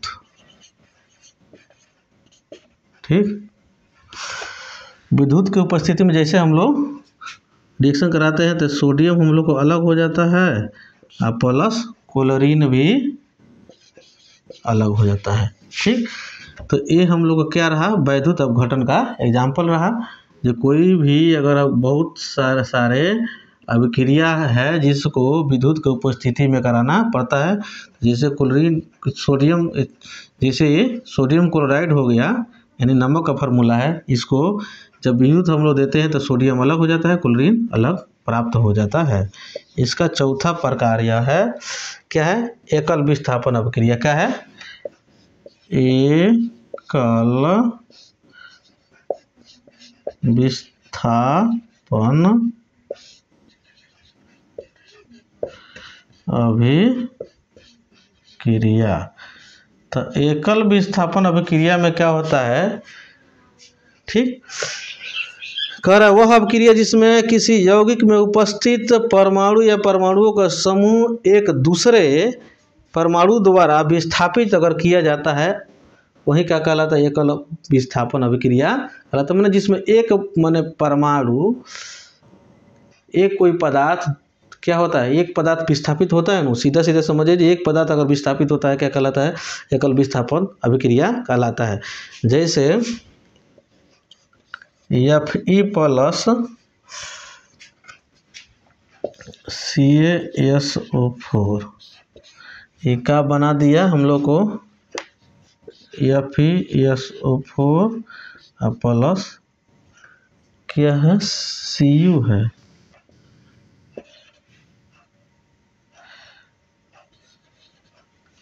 देखिए, अगर हम लोहा को क्यूप्रिक सल्फाइड से अगर अभिक्रिया कराए तो का फेरस सल्फाइड बना और कॉपर हम लोग का हो गया, विस्थापित हो गया, ठीक। तो इसमें होता क्या है, जो अधिक क्रियाशील जो धातु होता है अपने से कम क्रियाशील धातु को क्या करता है, विस्थापित कर देता है। जैसे यहाँ पर क्या हो गया, लोहा जो है कॉपर से ज़्यादा क्रियाशील है, इसीलिए इसको क्या कर दिया, विस्थापित कर दिया, इसको खींच के अपने पास ही लाकर कर दिया, ठीक। तो यही हम लोग का कहलाता है एकल विस्थापन अभिक्रिया कहलाता है, कि एकल विस्थापन अभिक्रिया में ज़्यादा क्रियाशील जो धातु होता है अपने से कम क्रियाशील धातु को क्या करता है, विस्थापित कर देता है। यही हम लोग का होता है एकल विस्थापन अभिक्रिया कहलाता है, ठीक। अगला है हम लोग को क्या है, उभय विस्थापन अभिक्रिया। क्या है, चौथा है उभय विस्थापन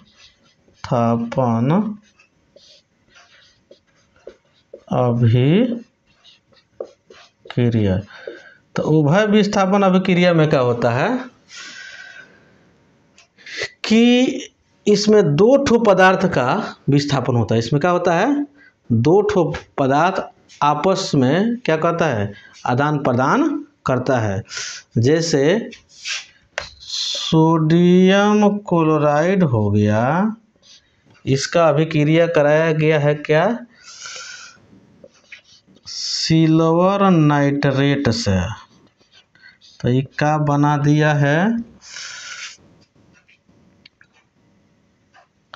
ये हम लोग को Ag6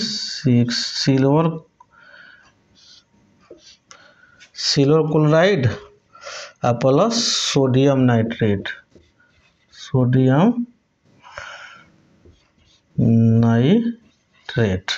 ठीक। अब देखिए, सिल्वर क्लोराइड को हम अभिक्रिया कराए, सोडियम क्लोरीन को हम लोग क्लोराइड को अभिक्रिया कराए तो सिल्वर नाइट्रेट बना। ये जो सिल्वर नाइट्रेट जो आपस में दोनों अभिक्रिया जो किया है दोनों, तो क्या बनाया, सिल्वर क्लोराइड बनाया और सोडियम नाइट्रेट बनाया। तो देखिए, ये देखिए तो कहीं ना कहीं ये दोनों पास में है कि नहीं है। देखिए, ये दोनों पास वाला पास में और दूरी वाला दूरी के पास में हो जाता है। ये पास वाला पास में, दूरी वाला दूरी, से संबंध क्या करता है, आपस में बना लेता है। यानी सीधे सीधे समझिए, जैसे मान लीजिए हम ए में अभिक्रिया कराया बी से, ठीक, सॉरी, ए बी में अभिक्रिया कराए बी सी से, सॉरी सी डी से, तो ये जो बन के जन आएगा तो आएगा क्या, बी सी और प्लस ए डी आएगा। यानी ये पास वाला पास में और दूरी वाला दूरी में, यही हम लोग का कहलाता है, वह विस्थापन अभिक्रिया कहलाता है, जो कि चौथा है। अब हम लोग को देखना है पांचवा, क्या है पांचवा, रासायनिक समीकरण का पांचवा में हम लोग का क्या है, पांचवा में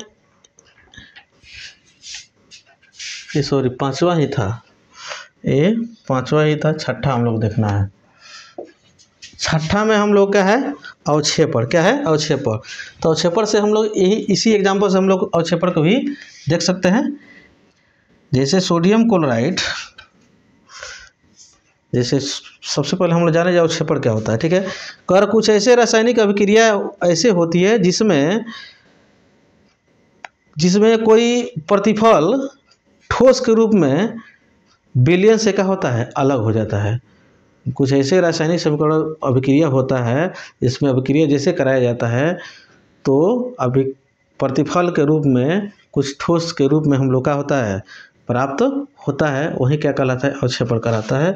जैसे हम सोडियम क्लोराइड को क्या सिल्वर नाइट्रेट से अभिक्रिया कराए तो क्या बनाया, सिल्वर क्लोराइड और प्लस सोडियम नाइट्रेट बनाया। तो ये जो सिल्वर क्लोराइड है, ये हम लोग क्या है, अवक्षेप है, क्या है, ये अवक्षेप है।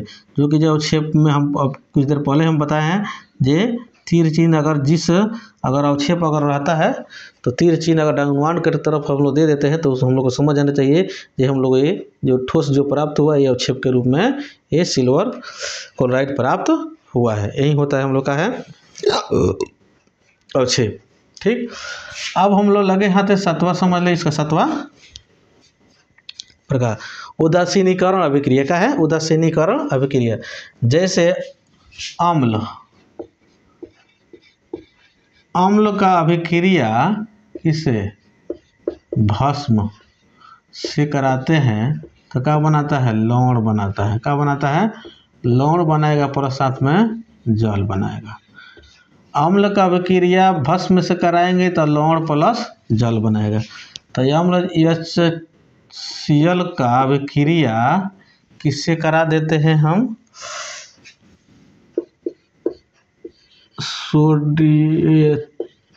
सोडियम हाइड्रोक्साइड से कराए तो क्या बना दिया, लवण बना दिया, क्या बनाया, लवण, यानी NaCl प्लस H2O, ठीक। तो ये भी जो अब ये भी है क्या है, उभय विस्थापन अभिक्रिया का क्या है, उदाहरण है। देखिए पास वाला पास में है और दूरी वाला दूरी में है, ठीक। दो ठो हाइड्रोजन H2 हो गया और ऑक्सीजन हो गया, ये सोडियम क्लोराइड हो गया, ठीक।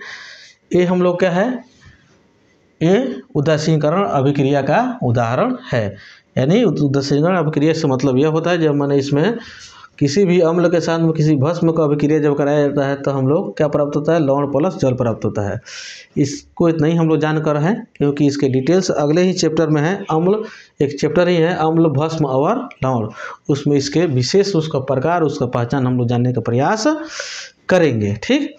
अब देखिए, अब हम लोग अगला क्या है, 8 नंबर में है प्रकाश रासायनिक अभिक्रिया। क्या है, प्रकाश रासायनिक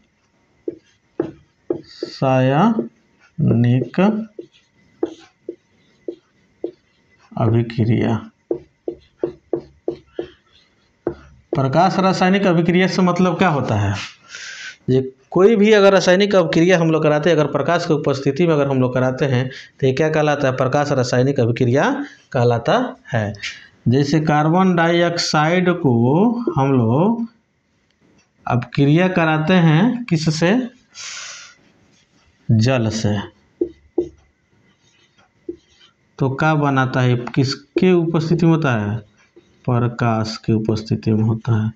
तो क्या बना देता है हम लोग को C6H12O6 प्लस क्या बना देता है, ऑक्सीजन बनाता है। क्या बनाता है, ऑक्सीजन बनाता है।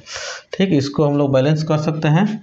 इधर 6 से इसमें गुणा कर दिए, 6 से इसमें गुणा कर दीजिए, 6 से इसमें गुणा कर दीजिए, हम लोग को बैलेंस होकर चला आता है। ठीक, तो कार्बन डाइऑक्साइड को अभिक्रिया कराते हैं जल से, तो किसके उपस्थिति में कराना पड़ता है, प्रकाश के। प्रकाश संश्लेषण के बारे में आप लोग पढ़े होंगे। प्रकाश की उपस्थिति में जब इसको अभिक्रिया कराते हैं तब जाके पेड़ पौधा अपना भोजन बना पाता है, यानी ग्लूकोज और प्लस ऑक्सीजन। तो ऑक्सीजन हम लोग काम आ जाता है, ग्लूकोज अपना भोजन के रूप में इस्तेमाल कर लेता है। ये 8वां रहा। 9वां है रासायनिक समीकरण का प्रकार, ये है ऑक्सीकरण अवकरण अभिक्रिया। ऑक्सीकरण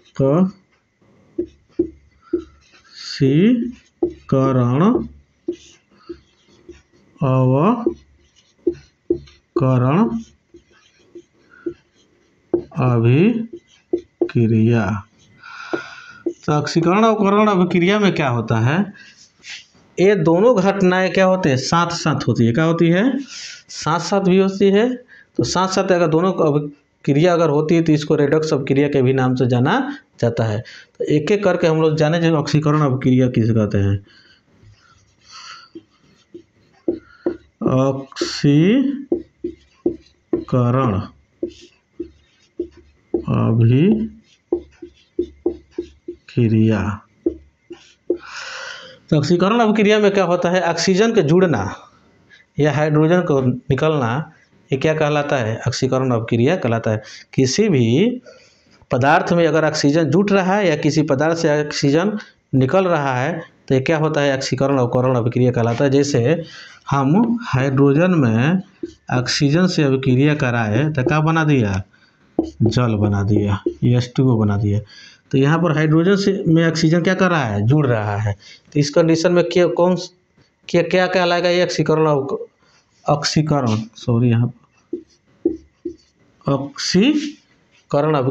ये क्या अभिक्रिया है, ऑक्सीकरण अभिक्रिया कहलाता है। या किसी भी पदार्थ से हाइड्रोजन अगर निकल जाता है ये क्या कहलाएगा, ऑक्सीकरण अभिक्रिया कहलाएगा। अगला है हम लोग का है अवकरण अभिक्रिया क्या होता है, किसी भी पदार्थ में हाइड्रोजन का जुड़ना और ऑक्सीजन का निकलना, यानी क्या कहलाता है, अवकरण अभिक्रिया कहलाता है। यानी जस्ट इसका उल्टा परिभाषा अवकरण का होता है। इसमें हाइड्रोजन ऑक्सीजन जुड़ता है, इसमें से ऑक्सीजन निकलता है, इसमें हाइड्रोजन निकलता है, इसमें हाइड्रोजन जुड़ता है। ठीक, ऑक्सीकरण में ऑक्सीजन का जुड़ना, अवकरण में ऑक्सीजन का निकलना, ऑक्सीकरण में हाइड्रोजन को निकलना और अवकरण में हाइड्रोजन का जुड़ना। ये इसमें ऑक्सीजन जुड़ गया, हाइड्रोजन निकल गया तो क्या हो जाए, ऑक्सीजन जुड़ जाएगा या हाइड्रोजन निकल जाएगा तो ऑक्सीकरण। इसमें यदि हाइड्रोजन जुड़ जाएगा या ऑक्सीकरण, यदि हाइड्रोजन जुड़ जाएगा या ऑक्सीजन निकल जाएगा, ये क्या कहलाएगा, अवकरण कहलाएगा। जैसे हम लोग एग्जाम्पल से हम लोग समझे कि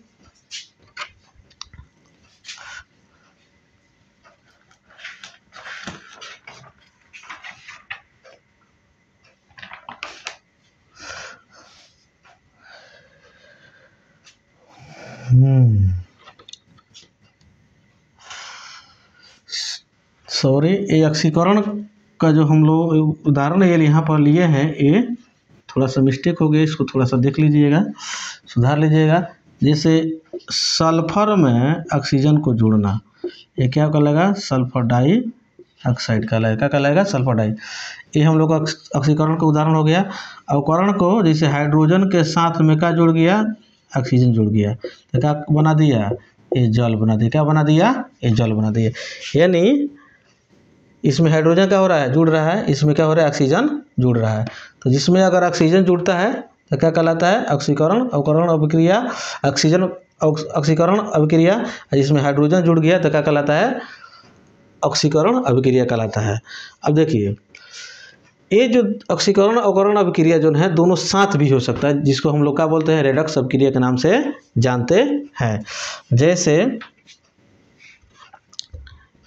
क्यूपरिक ऑक्साइड को अभिक्रिया कराते हैं हाइड्रोजन से तो क्या बना देता है, कॉपर और प्लस क्या बनाता है, जल बना देता है। ये जल बना दिया। तो देखिए ए जो क्या हो रहा है, यहाँ पर से ऑक्सीजन निकल रहा है, क्या हो रहा है, यहाँ से ऑक्सीजन जुड़ रहा निकल रहा है। तो ऑक्सीजन जब निकल रहा है तो यहाँ पर से निकल, देखिए यहाँ से निकल गया है। हाँ, तो जिस पदार्थ से हम बोले हैं अगर ऑक्सीजन निकल रहा है तो वो क्या कहलाएगा, अवकरण कहलाएगा। अवकरण कहलाएगा, क्या कहलाएगा, अवकरण। और जिसमें अगर कोई अगर हाइड्रोजन अगर जुड़ रहा है तो क्या कहलाएगा, ऑक्सीजन जुड़ रहा है तो क्या कहलाएगा, ऑक्सीकरण कहलाएगा। क्या कहलाएगा, ऑक्सीकरण। यानी इसमें से ऑक्सीजन निकल रहा है तो क्या कहलाएगा, यानी कॉपर से ऑक्सीजन निकल रहा है तो अवकरण हो गया।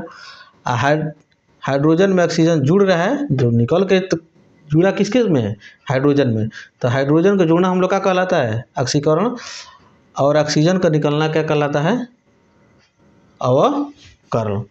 जो कि ये दोनों एक साथ होगा, ये दोनों को मिला दिया जाएगा तो क्या हो जाएगा, रेडॉक्स अभिक्रिया के नाम से जाना जाएगा। ठीक, ये हम लोग का ये 9 ठो रासायनिक समीकरण के प्रकार रहा, जो कि जो हम लोग अच्छा से एक एक एग्जाम्पल के साथ में समझने का प्रयास किए। अब हम लोग को पढ़ना है, अगला हम लोग को टॉपिक आता है, क्या है कि इसका जो इस्तेमाल हम लोग को जीवन में भी होते रहता है। जैसे हम लोग भोजन करते हैं, क्या करते हैं, भोजन जब हम लोग करते हैं तो भोजन का जो पाचन होता है ऑक्सीकरण के ही एक रूप है। जैसे हम लोग भोजन करते हैं तो भोजन पच के हम लोग एक एक कोशिकाओं में जाकर ग्लूकोज के रूप में एकत्रित रहता है। जैसे हम लोग श्वसन करते हैं तो श्वसन में जो ऑक्सीजन जाता है तो उस ग्लूकोज को क्या करता है, ब्रेक कर देता है। तो क्या बनाता है, कार्बन डाइऑक्साइड बना देता है, जल बना देता है और ऑक्सीजन बना देता है, जल और बहुत सारी एनर्जी देता है। तो जैसे कार्बन डाइऑक्साइड बनेगा उसके बाद हम लोग उसको सांस के माध्यम से क्या करते हैं, हम लोग बाहर निकाल देते हैं, यानी एक्सहेलेशन से हम लोग बाहर निकाल देते हैं। और जल हमारे शरीर में रह जाता है और ऊर्जा भी हमारे शरीर में रह जाता है, एनर्जी भी रह जाता है। एनर्जी हमारे हमारे शरीर के ताप बनाने में काम आता है और साथ ही साथ उसी एनर्जी के बदौलत हम लोग किसी भी काम को कर पाते हैं। जैसे हम लोग एग्जांपल से समझे, जैसे C6H12O6 इसका अभिक्रिया कराए ऑक्सीजन से। ठीक, तो क्या बना दिया, CO2 प्लस H2O प्लस ऊर्जा, क्या बना दिया, ऊर्जा, जो कि ये हम लोग एक्सहेलेशन से बाहर निकाल लेते हैं। इससे कोई हम लोग ज़रूरत नहीं है। जल हम लोग को शरीर में काम आ जाता है क्योंकि हम लोग का बॉडी जो है 65 से 70% पानी से ही भरा हुआ है और ऊर्जा हमारे शरीर के ताप को बनाता है और वो उसी के ऊर्जा के बदौलत ही हम लोग काम को कर पाते हैं। तो ठीक है, तो कहीं ना कहीं ऑक्सीजन कर रहा है, कार्बन के साथ में जुड़ रहा है, तो हम कार्बन डाइऑक्साइड बनाया। ठीक, या इधर हाइड्रोजन के साथ भी ऑक्सीजन जुड़ा है, तो ये भी क्या है, ऑक्सीकरण अभिक्रिया हो रहा है। ठीक, ये हम लोग का जीवन में काम आ जाता है। ठीक, उसके बाद भोजन को दुर्गंधित होना, क्या होना है, भोजन को दुर्गंधित होना। बहुत से ऐसे भोजन है जो कि जिसमें क्या रहता है, तैलीय रहता है, क्या रहता है, वसा और तेल से बना रहता है। और उस भोजन के लंबे समय तक खुले स्थानों पर हम लोग छोड़ देते हैं तो वायु में उपस्थित जो ऑक्सीजन रहता है उस ऑक्सीजन से क्या करता है, ये और जलवाष्प रहता है, उस आपस में अभिक्रिया करके भोजन को क्या करता है, दुर्गंधित बना देता है, स्वादहीन बना देता है, जो कि ये वो खाने योग्य नहीं रहता है। ठीक, अब उस भोजन को हम लोग दुर्गंधित होने से यानी खराब होने से वो बचा सकते हैं। कैसे, तो पहला क्या काम है, जे उसको वसा युक्त जो भोजन होता है उसमें कुछ ऐसे चीज़ डाल देते हैं जिससे, जैसे हो गया हम लोग को सिट्रिक अम्ल हो गया। क्या हो गया? सिट्रिक अम्ल हो गया। ठीक ठीक, इस तरीका के कुछ ऐसे ऐसे पदार्थ डाल देने से वो वसा युक्त भोजन क्या होता है, खराब होने से बच जाता है, जिसको हम लोग बोलते हैं एंटीऑक्सीडेंट। एंटीऑक्सीडेंट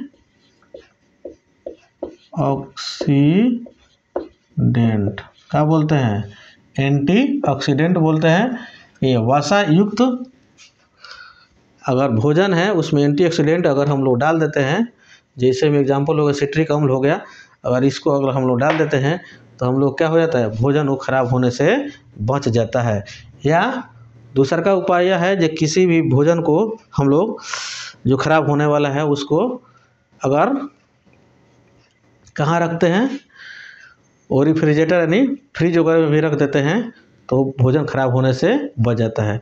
तीसरा का उपाय यह है जे उस भोजन को, जो वसा युक्त भोजन है, उस भोजन को क्या है, वो वायु से दूर रखकर, माने वायुरोध बर्तन में रखकर उसको पचाया जा सकता है। जैसे क्योंकि वायु वहाँ तक पहुँचेगा नहीं तो रिएक्शन नहीं कर सकता है। जैसे बना हुआ हम लोग घर पर चावल है, तो चावल है उस अगर बर्तन में कोई अगर रख दिया जाता है, क्या किया जाता है, बर्तन में मान लीजिए यहाँ पर चावल रख दिए, चावल से थोड़ा सा ऊपर तक ले पानी भर दीजिए।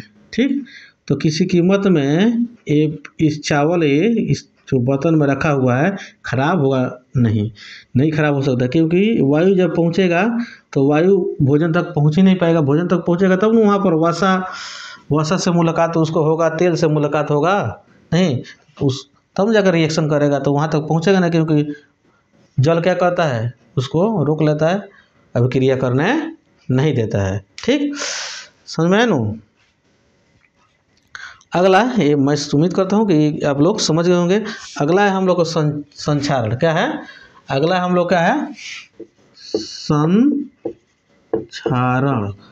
ये संचारण क्या होता है? ठीक, जब हम लोग लोहा को खुली हवाओं में छोड़ देते हैं तो वायु में उपस्थित जो क्या रहता है, जल वाष्प रहता है, ऑक्सीजन रहता है, उससे लोहा अभिक्रिया कर लेता है और उसमें क्या होता है, जंग लग जाता है। वही जंग, वही मूर्छा क्या कहलाता है, संचारण कहलाता है। क्या कहलाता है? संचारण कहलाता है। ठीक, अब हम लोग को पढ़ना है, अब नया टॉपिक हम लोग निकल के आ रहा है। क्या है? दहन। क्या है? दहन। दहन और ज्वाला। क्या है? दहन और ज्वाला। दहन और ज्वाला, सबसे पहले हम लोग जाने दहन। तो दहन किसे कहते हैं? अगर जो पदार्थ ऑक्सीजन की उपस्थिति में अगर जलना प्रारंभ कर देता है, ठीक, कोई ताप पाकर, तो वही हम लोग का कहलाता है, दहन कहलाता है। तो बहुत ऐसे, जैसे हम लोग एग्जाम्पल में ले, जैसे कार्बन को अगर हम लोग ऑक्सीजन की उपस्थिति में जलाते हैं तो कार्बन डाइऑक्साइड और प्लस क्या देता है, उष्मा, और प्लस प्रकाश देता है। क्या देता है? प्रकाश देता है। ठीक, तो जो चीज़ अगर जल जाता है, क्या करता है, जो चीज़ जल जाता है तो उसको बोलते हैं दहनशील। क्या बोलते हैं? दहनशील बोलते हैं या ज्वलनशील बोलते हैं। जो चीज़ अगर ऑक्सीजन की उपस्थिति में अगर जल गया तो उसको दहनशील बोलेंगे या ज्वलनशील बोलेंगे। जो चीज़ अगर ऑक्सीजन की उपस्थिति में नहीं जलता है तो उसको क्या बोल देंगे, अदहनशील या अज्वलनशील। जैसे ईंटा पत्थर हो गया, नहीं, ये किसी कीमत में नहीं जल सकता है। नहीं, बालू हो गया, रेत, ये नहीं जल सकता है। ठीक, तो मैं उम्मीद करता हूँ कि आप लोग को अच्छा से ये समझ में आ गया। अब जो चीज़ अगर जलता है, जो चीज़ जलता है तो वो हम लोग का हो गया ईंधन हो। क्या हो गया? ईंधन। और जिसके उपस्थिति में अगर कोई चीज़ अगर जलाया जाता है तो क्या कहलाता है, पोषक कहलाता है। जैसे मान लीजिए कार्बन है, ये क्या हो गया, ईंधन हो गया, क्या हो गया, ईंधन हो गया, क्या हो गया, ईंधन। और ऑक्सीजन की उपस्थिति में इसको जलाया तो क्या हो जाएगा, ये पोषक कहलाएगा, क्या कहलाएगा, पोषक कहलाएगा। तो जिसके उपस्थिति में कोई ईंधन अगर जलना प्रारंभ कराता है ना, तो वही तुम्हारा क्या कहलाता है, पोषक कहलाता है। अब दहन के कुछ शर्तें हैं। तो शर्त नंबर 1 है दहनशील पदार्थ की उपस्थिति। दहनशील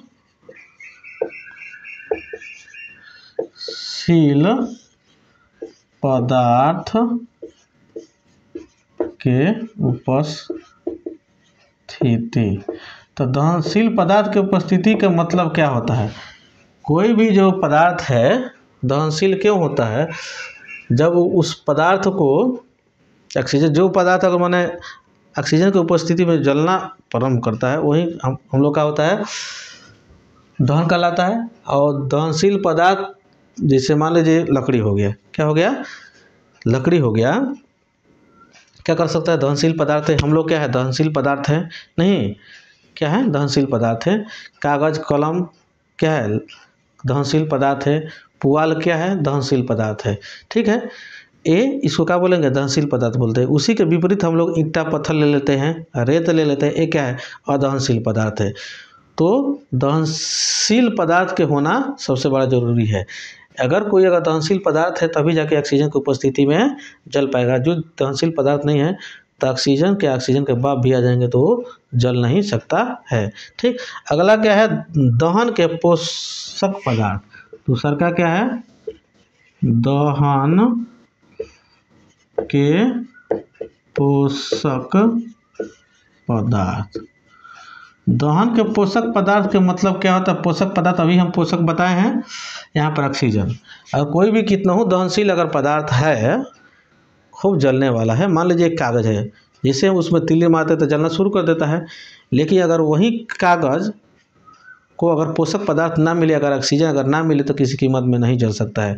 जैसे जलता हुआ मोमबत्ती ले लिया जाए, अगर किसी रूम में किसी भी जगह पर हम लोग उसको जला दें तो जलना शुरू करता है, जल कर उसमें प्रकाश देना शुरू कर देता है। लेकिन जैसे उसको किसी गिलास से अगर उसको हम लोग ढकते, जैसे मान लो कांच के गिलास से अगर ढक दिए, जैसे उसको ढक देते हैं तो कुछ देर के बाद में हम लोग देखने का मिलता है कि वो कुछ देर के बाद में क्या होता है, वो बुझ जाता है। क्योंकि उस मोमबत्ती से क्या निकलते रहता है, कार्बन डाइऑक्साइड निकलता रहता है। और कार्बन डाइऑक्साइड की उपस्थिति में कोई चीज़ जलता नहीं है, वो जलता है किस उपस्थिति में, ऑक्सीजन की उपस्थिति में। वहाँ से ऑक्सीजन क्या किया रहता है, ख़त्म हो गया रहता है कुछ देर के बाद में, और वो स्वतः क्या हो जाता है, बुझाने की जरूरत नहीं है, अपने मन से ही वो बुझ जाता है। ठीक है, अगला है हम लोग को ज्वलन ताप की प्राप्ति। तीसरा नंबर है ज्वलन ताप के प्राप्ति। तो ज्वलन ताप के प्राप्ति से मतलब क्या होता है, जी हर एक वस्तु का अपना अपना ज्वलन ताप अलग अलग होता है। जैसे किसी कागज को जलाना है तो उसको ज्वलन ताप अलग होगा, किसी लकड़ी को जलाना है तो उसका ज्वलन ताप कुछ और होगा, हम लोग को जलना होगा तो हम लोग का ज्वलन ताप कुछ और होगा। तो हर एक ईंधन का, हर एक वस्तु का, ठीक है, हर एक पदार्थ का अपना अपना अलग अलग ज्वलन ताप होता है। एक ही ज्वलन ताप पर हर एक वस्तु को जलाया, हर एक ईंधन को जलाया नहीं जा सकता है। ये हम लोग का था 3 ठो ये दहन की शर्त। ये 3 ठो शर्त अगर पूरा है तो किसी भी पदार्थ का दहन कंप्लीट रूप से हो सकता है, नहीं तो होना संभव नहीं है। ठीक, अगला हम लोग क्या है, अब जानना है हम लोग क्या, किसके बारे में, ज्वाला के बारे में। किसके बारे में, ज्वाला। ठीक, कोई भी दहनशील जब पदार्थ जब जलता है तो जल के जो प्रकाश उत्पन्न करता है वही हम लोग का कहलाता है, ज्वाला कहलाता है। तो ज्वाला जो होता है ये ऑक्सीजन की पर्याप्त आपूर्ति में होने वाला, जैसे एक ये ज्वाला 2 कंडीशन में, कोई भी ईंधन 2 कंडीशन में जलता है, एक ऑक्सीजन की उपस्थिति में, एक ऑक्सीजन के माने पर्याप्त उपस्थिति में, एक अपर्याप्त उपस्थिति में। तो सबसे पहले हम लोग जाने जी ऑक्सीजन के अपर्याप्त आपूर्ति में, ऑक्सीजन के पर्याप्त उपस्थिति में उपस्थिति में अगर किसी भी ईंधन को ऑक्सीजन को पर्याप्त उपस्थिति में जब जलाया जाता है तो उसका दहन कंप्लीट रूप से होता है और उसका जो दहन का रंग होता है कैसा होता है, नीला होता है। कैसा होता है, नीला होता है। और ये जो होता है बहुत कम ऊष्मा देता है। क्या देता है, जो अगर कम प्रकाश देता है। क्या देता है, ज़्यादा ऊष्मा देगा और कम प्रकाश देता है। जो ऑक्सीजन की उपस्थिति में अगर जिस पदार्थ को जलाया जाता है तो उसका रंग कैसा होता है, नीला होता है। क्या होता है, नीला होता है। और इसका दहन क्या होता है, कंप्लीट रूप से होता है। एक होता है ऑक्सीजन के अपर्याप्त उपस्थिति, ठीक। ऑक्सीजन की अपर्याप्त उपस्थिति, इसका जो रंग जैसे ही जलता है तो इसका रंग होता है कैसा होता है, पीला होता है। क्या होता है, पीला, ठीक है। क्या होता है, पीला, ठीक। अब ये क्या होता है, जैसे किसी पदार्थ को जब जलाया जाता है वहाँ पर ऑक्सीजन मिलेगा नहीं। जब ऑक्सीजन जब मिलेगा नहीं तो उसमें से क्या उत्पन्न होगा, उसमें से उत्पन्न होगा कार्बन डाइऑक्साइड। अब वो कार्बन डाइऑक्साइड जो क्या होता है, जलवाष्प, जो कोई भी पदार्थ जब जलता है तो किसी जलवाष्प निकलता है। क्या निकलता है, जलवाष्प निकलता है। अब वो जलवाष्प में एक क्या होता है, जो कार्बन डाइऑक्साइड जो निकल रहा था उसका जो बारीक बारीक से कण क्या होता है, उसमें क्या होता है, चमकने लगता है। जिसके चमकने के चलते क्या होता है, प्रकाश उत्पन्न करता है। तो ये जो चीज़ अगर ऑक्सीजन के अपर्याप्त उपस्थिति में जो जलता है वो ज़्यादा प्रकाश करता है। जैसे हम लोग को घर पर मोमबत्ती ले सकते हैं, हम लोग घर पर जो लालटेन है उसको भी हम लोग ले सकते हैं, क्योंकि उसको ऑक्सीजन नहीं मिलता है, जिसके चलते वहाँ पे प्रकाश ज़्यादा उत्पन्न करता है, ठीक है। लेकिन अगर वहीं हम लोग घर पर गैस ले लें, गैस सिलेंडर जो होता है, गैस जो हम लोग गैस चूल्हा जलाते हैं, लाइट अगर काट दिया जाएगा तब देखिएगा प्रकाश बहुत कम ही दूर तक गया जाता है, क्योंकि उतना प्रकाश से दे नहीं पाता है, क्योंकि इसका जो दहन होता है कंप्लीट रूप से होते रहता है, ठीक। ये आप लोग समझ गए होंगे, ठीक है। अगला है मोमबत्ती का ज्वाला। क्या है, मोमबत्ती का ज्वाला। अगला हम लोग टॉपिक निकल के आता है, क्या है, मोमबत्ती का ज्वाला।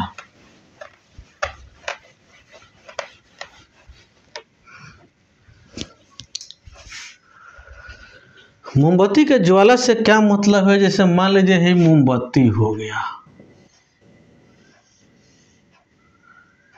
ये हो गया मोमबत्ती, इसमें से ये ज्वाला निकल रहा है, ठीक।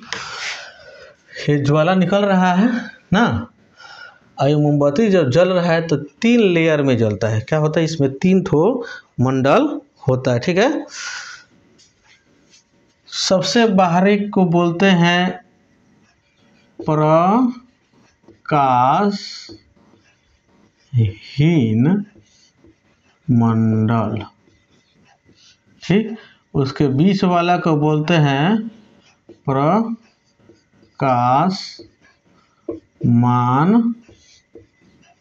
मंडल, ठीक है। तीसरा वाला को बोलते हैं, सबसे अंदर वाला को केंद्रीय मंडल। ये 3 ठो होता है, एक केंद्रीय मंडल, प्रकाशमान मंडल और प्रकाशहीन मंडल। तो जो सबसे बीच वाला होता है उस क्या होता है, केंद्रीय मंडल। सबसे उसके बाद वाला जो होता है प्रकाशमान मंडल। सबसे बाहरी वाला जो होता है क्या होता है, प्रकाशहीन मंडल। अब ये प्रकाशहीन मंडल क्यों इसको बोला गया, क्योंकि सबसे बाहर होता है, इसको प्रॉपर मात्रा में क्या मिलता रहता है, ऑक्सीजन मिलता रहता है। इसका क्या होता है, दहन कंप्लीट रूप से होता है। इसका जो रंग होता है कैसा होता है, नीला होता है, ठीक। अब प्रकाशमान मंडल क्या होता है, प्रकाशमान मंडल जो होता है इसमें ऑक्सीजन की आपूर्ति होती है, जिसके चलते इसमें जो ज़्यादा से ज़्यादा मात्रा में कार्बन डाइऑक्साइड उत्पन्न होता है, ठीक है। और वहीं क्या होता है, जो ज्वलन जब होता है तो वही ज्वलन के समय क्या होता है, चमकता है, जिसके चलते प्रकाश उत्पन्न होता है। ठीक है। केंद्रीय मंडल इसमें कम मात्रा में, ये समझ लीजिए ये जलता ही नहीं है, ये बहुत इस कम मात्रा में। अगर इस मंडल में, केंद्रीय मंडल में कोई अगर तीली लेकर जाएगा ना, यहाँ तक ये तीली में आग नहीं लग सकता है, क्योंकि ये उतना ऊष्मा उत्पन्न करता ही नहीं है। ठीक है। तो सबसे कम ऊष्मा उत्पन्न कौन करता है, केंद्रीय मंडल। ठीक है। और इसका जो रंग होता है कैसा रहता है, नीला रहता है। कैसा रहता है, नीला रहता है। और इसका कैसा रहता है, पीला रंग रहता है। समझ में आया ना। तो ये मैं उम्मीद करता हूँ कि आप लोग इसको, मोमबत्ती के कितने मंडल होते हैं और किसका क्या रंग होता है, कौन सा प्रकाश उत्पन्न करता है, कौन नहीं करता है, ठीक, किस, ये आप लोग समझ गए होंगे। ठीक है। अब हम लोग को अगला पढ़ना है एलपीजी के बारे में। किसके बारे में पढ़ना है, एलपीजी के। ठीक है। तो एथिल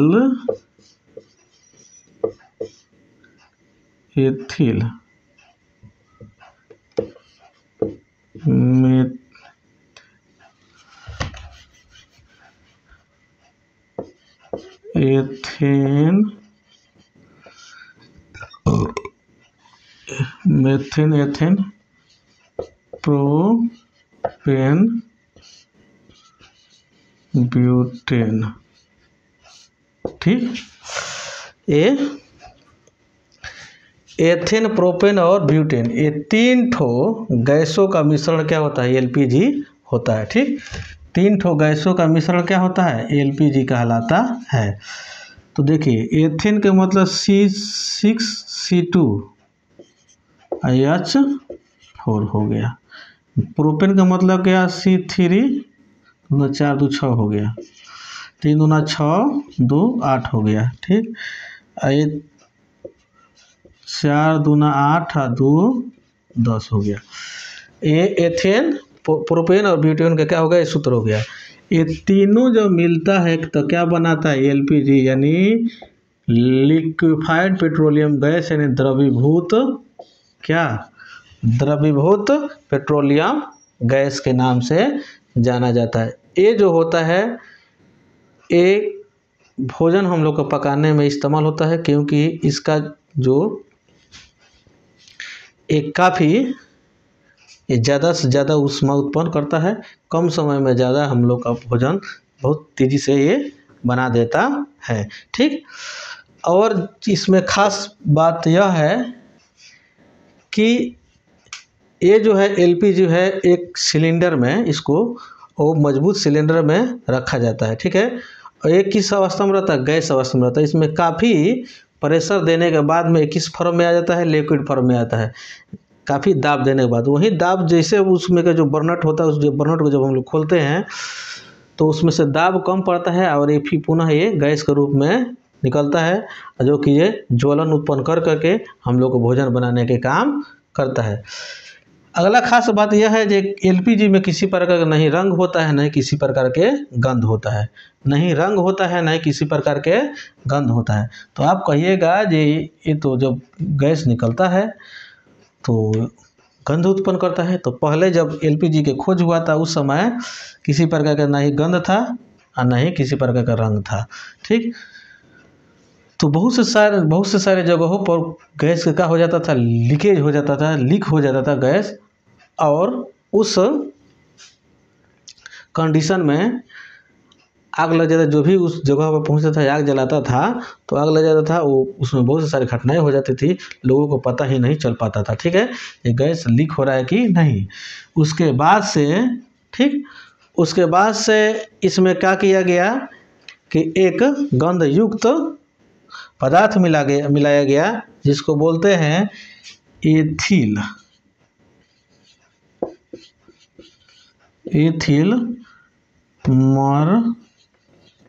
मरकैप्टन। क्या बोलते हैं, एथिल मरकैप्टन। क्या बोलते हैं, एथिल मरकैप्टन। ये गंधयुक्त क्या है, पदार्थ है, एक पदार्थ है, जिस पदार्थ को क्या किया गया, गैस सिलेंडर में, गैस में मिला दिया गया। जो कि जब भी ये गैस जब लीक होगा तो उसके साथ में ये भी लीक होगा, उसके साथ में युक्त होगा, जो कि हम लोग गंध का एहसास कराएगा और हम लोग को पता चल जाएगा कि गैस का लीकेज हो रहा है। हम लोग आसानी से उसको बंद कर सकते हैं। जो भी उसका अगला प्रोसेस है उसको हम लोग कर सकते हैं। जो भी एलपीजी जो होता है काफ़ी ये ऊष्मा देने वाला होता है। ये समझिए जो 1 ग्राम गैस लगभग 50 किलो जूल, 50 किलो जूल तक ये ऊष्मा उत्पन्न करता है। अब समझिए 1 ग्राम के औकात कितना है। 1 ग्राम जो एलपीजी जो गैस होता है वो 50 जूल क्या करता है, ये गैस के उत्पत्ति ऊर्जा ऊष्मा की उत्पत्ति करता है। तो ये आज का हम लोग के चैप्टर आज ही समाप्त हो चुका है। थोड़ा सा देख लेते हैं हम, जो और कोई टॉपिक छूटा तो नहीं है। ऐसे तो छूटना नहीं चाहिए क्योंकि हम लोग बारीकी से इसको देखते आए हैं। ठीक है,